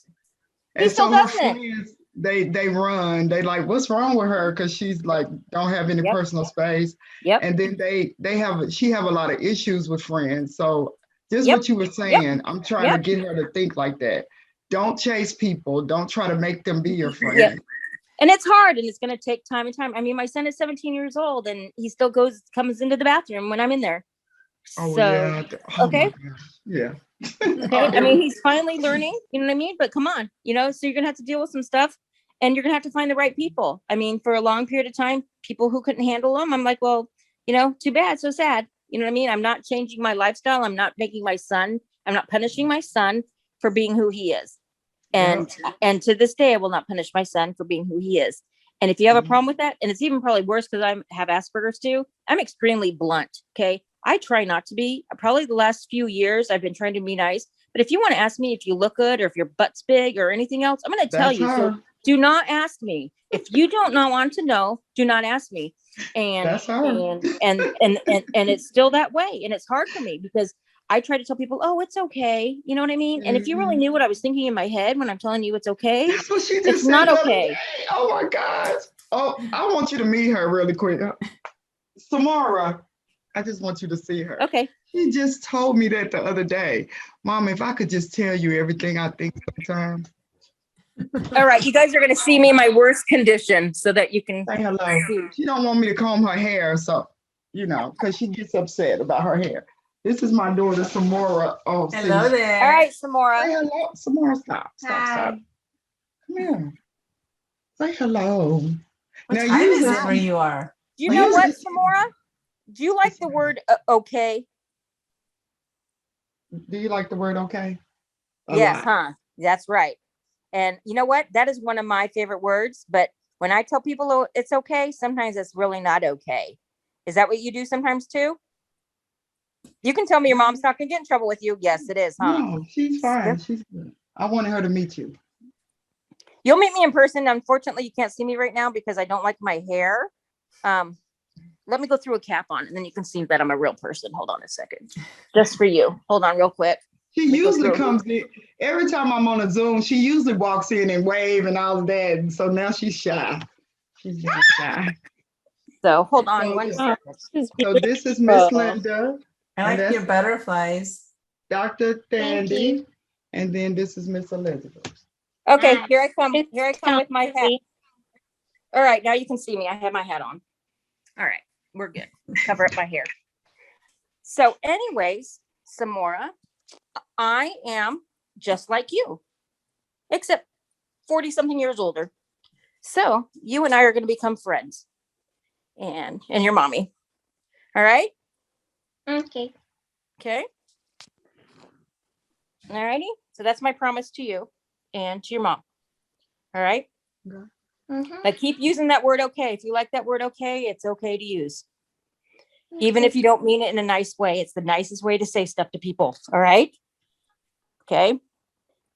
Just so you know. Sound good? And guess what she told me? She said you need to go back to school. I know that would make you happy. Because she's been suffering all year. 2 votes against you. 2 votes against me. Okay, don't knock me out of the chair. That's the plan, Mama. Okay, thank you. Bye-bye, Shakira. Bye-bye. She's calling me Shakira because of my hair. Oh, she said I look like Shakira. I was like, I wish I had her body, okay? Really. I know, really. It's But okay. yeah. So anyways, no, I'll definitely. That was great. That was great. Connect Thank with you. me, I connect appreciate with it. me, and then I'll help you. I actually wrote a book too called How to Raise an Independent and Successful Child with Asperger's. Okay. So now, I haven't told her yet because it was just fine. Like yep. You know me. And you know what? And when you tell her, it's in my book. No, you should tell her. But when you tell her, it's a superpower. Okay. Okay. Yeah. It's nothing bad. Okay. She does. My child is not disabled. He has an extra power. I have an extra power that nobody else has. And it's okay. It's to be celebrated. Okay. Okay. So when and if you get to that point, and my son has always felt that way ever since I told him that way. If people say stuff, he just tells them he has a superpower, and God intended for him to be different and to make a change in the world. That's it. That's good. That is it. Is your book on Amazon? Linda. Yes, I think my book is on Amazon, even though I fought with Amazon. I think it's on there. But what were you saying, Lisa? I just said you're a wonderful person. Me or Elizabeth? Yes. Oh, thank you. Because if it wasn't for you, I wouldn't met Elizabeth. Because remember, you insist. I went in her room and she wanted to have a call with me. And then we talked about the 5K challenge. And I was like, yeah, I think I should do that. And so that's what happened. And this is where I needed to be today. I really did. Yeah. I'm glad you are, because I could have talked to you about it and you could have said that's not for me, but you said that is for me. So you joined. Yeah. It's amazing. Because I've been looking for somebody to help me. And my husband, he's here and he's supportive and everything, but he doesn't know what to do. He doesn't know how to handle it. And so mostly it's on me. And we moved away from my family. So we don't have any family support here. So it's like when last year was so hard. Well, the year before. So COVID was a blessing to me because I was like, I cannot keep getting off from work. And that's another reason why I wanted to do my own business, to make sure I'm there for her in case things happen. Right. Oh, this is deja vu for me. Oh my goodness. Really? Yep. And I told Linda the other day when we were talking about doing this stuff, is if I could just help one other family, then I've done my purpose, because I've had multiple health issues. I've almost died a couple times, and God keeps bringing me back, and he brings me back because I'm supposed to help people with the same thing I went through. So. And see, I lost all my babies. I couldn't have any babies of my own. And she was a blessing because I found out about her in December and she was born in January. and now she's 9, and I went to the birth and everything. And it was because someone that knew me and knew I had the problems found out she knew the girl and put us together. So that's how we came to be. So I always tell her that God put us together because he knew I needed her and she needed me. Yeah. So it's like, this is Beautiful. wonderful. Well, I'm glad you've been able to connect with Elizabeth. And like Elizabeth said, usually she'll hop in, she'll stay in for like a half hour or so and then hop out, but she stayed on the whole night for some reason. And this was the reason. The other day, I don't remember seeing, I don't think I saw you the other day, yesterday or Oh, what's today. so funny is my family just came in and they're like, "You still on that phone call?" Like, what's wrong with you tonight? Really, really. Yeah. Wait, Elizabeth, are you talking about the Taking Charge of You book? Or are you talking about a different one? Yeah, the Taking Charge of You. Okay. Okay. Okay, so here I'll put the link here in the so I put a link to it, Lisa, there. Yeah, get that book. It's a great book. I proofread it, so I got to read it. It's such a great book. And Elizabeth uses her John Maxwell experiences as well as her like NLP and her EI, experiences that she has in that book. And so it's really written for anybody, but it's specifically targeted to the person, the parent of a child with Asperger's. And it's written from an Aspie, so it sounds like an Aspie. There's no fluff in my book. It tells you exactly what to do and how to do it, and you either do it or you don't. So there's no fluff at all. Yeah. Awesome. Oh my gosh, it's 9:00. It must be midnight where you are, Lisa? It's 11:50. Okay. I mean, 10:57. I'm on Central. Central, okay. I can go to bed till whenever, like 2, 3, whenever. Okay. I'm about to work on my stuff for tomorrow. That's why I was going to ask you, can you redo my bio too? I will get to all of them, I promise. I'm going to do it tonight though. I'm going to go to bed. It's only 9:00. My bio like 10 times. Cause okay, funny story, and I promise I'm leaving. So I put on my bio, cause everybody keeps saying, say something about connections and networking and everything. So I had on my bio, I would like to develop relationships. All of a sudden, I started getting DMs from older men, Asian men, all kind of color men. Hey, how you doing? I'm saying, this feels like somebody put my name and phone number on a bathroom wall, and all these weird people are calling me. I had to show it to my husband. I was like, I don't think that was the right way of putting that. It's hilarious. I love it. Yeah, so it shows you got to be very specific. Yes. So yes, I need help. Okay. Yeah. Okay, cool. Yeah, I will definitely be looking at all of them. And I only had time to look at 2 of them today. So, but I will look at all of them for sure. Okay. Awesome. Well, thank you all. You all have a great night. You're welcome. You're welcome. And I'll see you guys tomorrow. Yes. Same time. I'll be here. I will be here. Good night. Good night. Awesome. We'll talk to you guys later. Okay, All right. good night. Bye. Good night, Tandi. Thank you. Thank you, ladies. You're welcome. Bye.